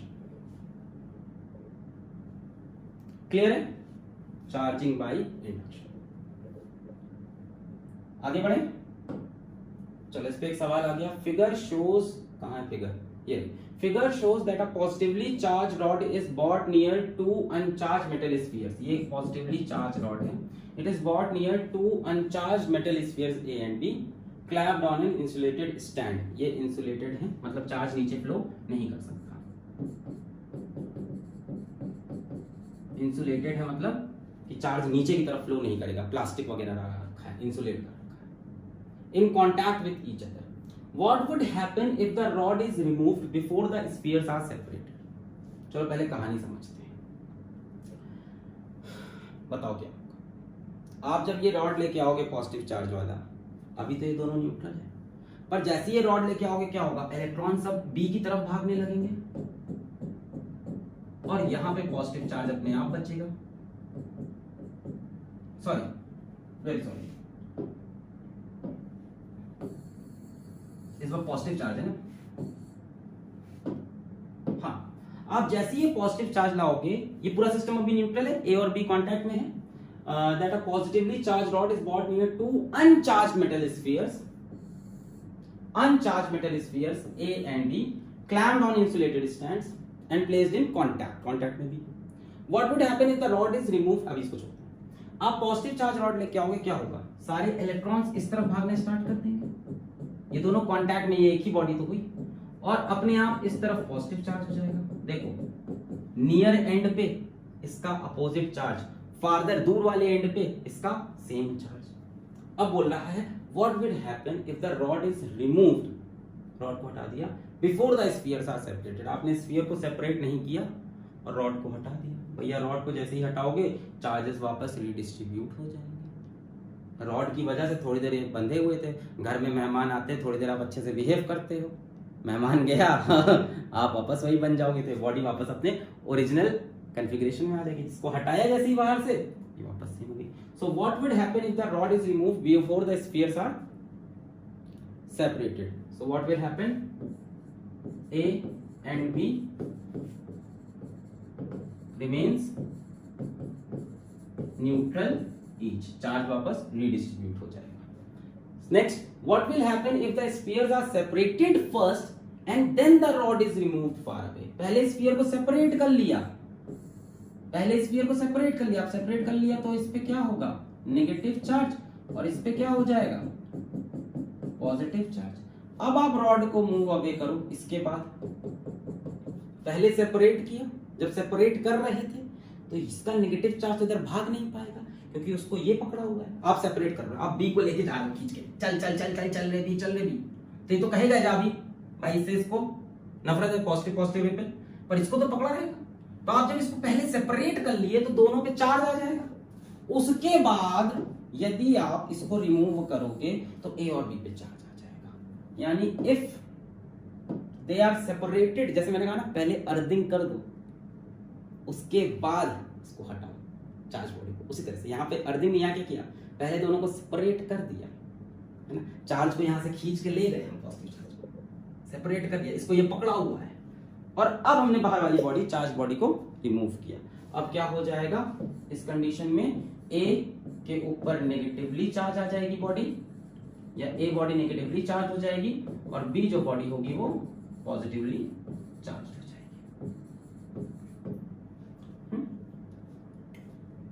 Would the induced charge be equal in magnitude even if the spheres had different sizes or different conductors? भाई इस कंडीशन में तो इक्वली चार्ज होगा भाई, है ना, conservation of charge, total charge कितना है 0 कूलम, दोनों आइडेंटिकल है, तो इस पे यदि माइनस क्यू आया तो इस पे प्लस क्यू आएगा, इस वाली कंडीशन में जाहिर है। पर सवाल है, would the induced charge be equal in magnitude even if the sphere had different sizes? अगर इनके डिफरेंट साइजेस होते तो भी क्या इंड्यूस्ड चार्ज इक्वल होता मैग्नीट्यूड में? हाँ हाँ, कंजर्वेशन ऑफ चार्ज भाई, जितने इलेक्ट्रॉन इधर भागेंगे उतना ही यहाँ पॉजिटिव चार्ज डेवलप होगा। यहाँ से मान लो 2 इलेक्ट्रॉन इधर गए तो यहाँ -2 ही, यहाँ +2 ही, यहाँ से मान लो 4 इलेक्ट्रॉन इधर गए तो यहाँ -4 ही। नहीं समझे, यहाँ तो बड़ा क्लियर है। देखो पहले क्या है, पहले इस वाले में बताओ क्या इक्वल चार्जेस होंगे दोनों पे? बिल्कुल, आइडेंटिकल भी है और ऐसे भी समझ लो। दूसरे वाले बोल रहा है, थोड़ा कंफ्यूज किया, would the induced charge be equal in magnitude? क्या दोनों पे इंड्यूस्ड चार्ज बराबर होगा मैग्नीट्यूड में, वैल्यू में, even if the spheres have different sizes? अरे डिफरेंट साइजेस क्या मतलब भाई, स्टार्टिंग में तो वो न्यूट्रल है ना, देखो स्टार्टिंग में तो वो न्यूट्रल है ना, डिफरेंट साइज से क्या मतलब, जब ये कैसा चार्ज था, थोड़ा मैंने यहाँ हूं थोड़ा, ये पॉजिटिव चार्ज था। अब इस तरफ इलेक्ट्रॉन्स भाग के आए, मान लो यहाँ 1 2 3 4 इलेक्ट्रॉन आए, तो यहाँ पे 4 पॉजिटिव चार्ज बनेगा कि नहीं? 4 नेगेटिव तो 4 पॉजिटिव। इसका शेप साइज से क्या लेना देना, है ना? So would the induced charge be equal in magnitude even the spheres had different sizes? Yes. और different conductors? Yes.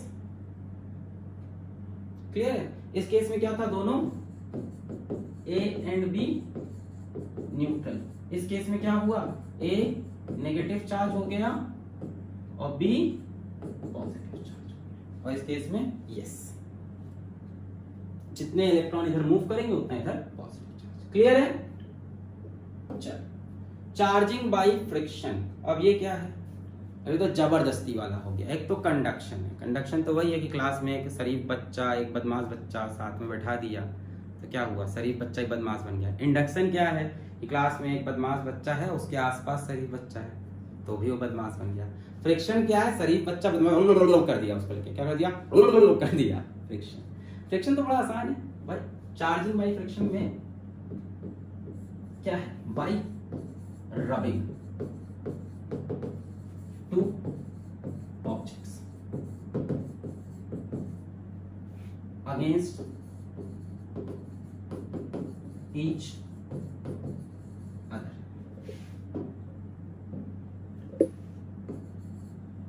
By rubbing two objects against each other, क्या होगा, ट्रांसफर ऑफ इलेक्ट्रॉन हो जाएगा, है ना। इसका बड़ा बढ़िया एग्जांपल लाए, ये देखो, ये देखा भी आपने घर में करके, बलून को ऐसे सर पे रगड़ते हैं, उसके बाद क्या होता है, बलून ऊपर उठाते हैं तो बाल भी ऊपर उठता है। क्यों हो रहा है ऐसा भाई? बलून को जब आपने सर पे आप इसको ऐसे रब करोगे तो क्या होगा, आपके हेयर से बलून के ऊपर इलेक्ट्रॉन ट्रांसफर हो जाएंगे, बलून को ऐसे लिया आपने, रब किया।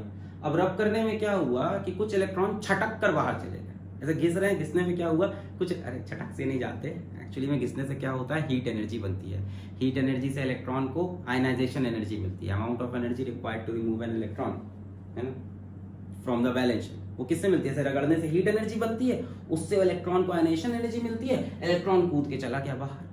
अब अगर मान लो यहाँ 2 इलेक्ट्रॉन गया तो यहाँ पे 2 पॉजिटिव चार्ज आएगा, बिल्कुल आएगा। अब यहाँ पॉजिटिव यहाँ नेगेटिव एक दूसरे को अट्रैक्ट करेंगे, इसीलिए ऐसा दिखता है कि बाल उठ रहा है। जरा ध्यान से देखो, ऐसा होगा कि नहीं। मान लो अपनी प्यारी बबीता यहाँ पर है, हाय हाय बबीता है, बबीता यहाँ मान लो अपनी प्यारी बबीता है, बबीता के ये बाल हैं। बबीता ने क्या किया, अपने हाथ से सर पे लेके बलून जुबु जुबु जुबु जुबु जुबु जुबु जुबु रब कर लिया, जुबु जुबु जुबु। अब क्या हुआ, जब रब किया है तो इसने हीट प्रोड्यूस की है, हीट से क्या हुआ, इसके बाल में जो इलेक्ट्रॉन थे उनको एनर्जी मिली, वो अपना बैलेंस शेल छोड़कर कूद कर बलून में भाग आए। अब बबीता ने कहा चलो बलून को ऊपर उठाते हैं सर के, तो इसने बलून को जब ऊपर उठाया तो इसके बाल ऐसे ऐसे खड़े हो गए। ऐसा क्यों, क्योंकि जब इसमें इलेक्ट्रॉन गए तो इसके बाल पे पॉजिटिव चार्ज आए, यहाँ नेगेटिव यहाँ पॉजिटिव एक दूसरे को अट्रैक्ट किया। So this is charging by friction, charging by friction, bye rubbing two objects against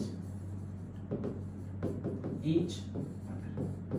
अब जहां कंडक्शन और इंडक्शन काम करता है for conductors, charging by friction is for insulators. ध्यान से देखो, आपके पास यहाँ क्या है, बलून है, बलून क्या होता है, इंसुलेटर होता है, रबड़ का बना होता है इंसुलेटर। ये भी किया होगा आपने घर पे, ये तो किया ही होगा ना, कि बलून को ऐसे ले लेके दीवार पे ऐसे रब करके छोड़ देते थे और दीवार पे थोड़ी देर चिपका रहता था। तो आपने बलून लिया, उसको दीवार पर रब किया, दीवार से क्या हुआ, इलेक्ट्रॉन इधर ट्रांसफर हो गए, तो इसके ऊपर नेगेटिव चार्ज और दीवार के ऊपर पॉजिटिव चार्ज।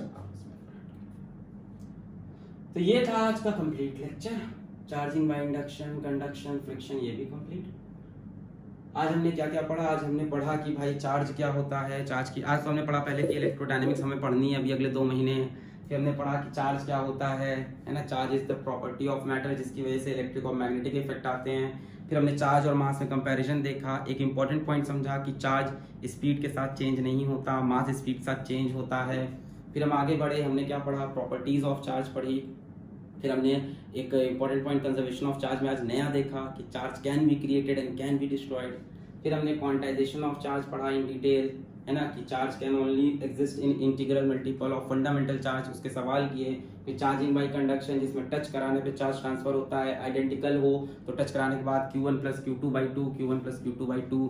फिर चार्जिंग बाय इंडक्शन देखा, फिर उसके बाद चार्जिंग बाय फ्रिक्शन। इसके बाद आती है डीपीपी। अब डीपीपी में जो सवाल आपको बढ़िया मिलेंगे, how many electrons are in 1 coulomb of negative charge, कितने इलेक्ट्रॉन्स हैं, n की वैल्यू निकालनी है। Which is the true test of electrification, attraction और रिपल्शन डिस्कस कर लेंगे, ऐसे रिपल्शन होता है true test. Can a body have, ये तो सवाल कर लिया। Ignite rod is rubbed with fur coulomb, it calculate the number of electron transferred, Q = any, how many mega Coulomb's of positive charge are present in 2 mole of neutron hydrogen gas. अब इसमें देखना polythene piece, let's करना है यार 2 मोल में, अब देखना कि कितने पॉजिटिव और नेगेटिव चार्ज प्रेजेंट, देखना a polythene piece rubbed with have a negative charge of इतना नंबर ऑफ इलेक्ट्रॉन, फिर से निकालने हैं। Is there a transfer of mass from wool to polythene, बिल्कुल होगा, इलेक्ट्रॉन का ट्रांसफर हुआ है। तो a polythene piece rubbed with wool is found to have a negative charge, polythene पे कैसा चार्ज है, नेगेटिव, यानी, और वूल पे कैसा चार्ज आ जाएगा, positive. Is there a transfer of mass from wool to polythene, हाँ वूल से यहाँ पे पॉलीथीन पे इलेक्ट्रॉन गए होंगे। Two identical conducting spheres, space पे आएगा। What is the new charge, इसका कोई डायग्राम होगा। While the spheres are in contact are positively, चलो इसको अटेम्प्ट करना, थोड़ा बहुत दिखा दिया मैंने, बढ़िया सवाल है।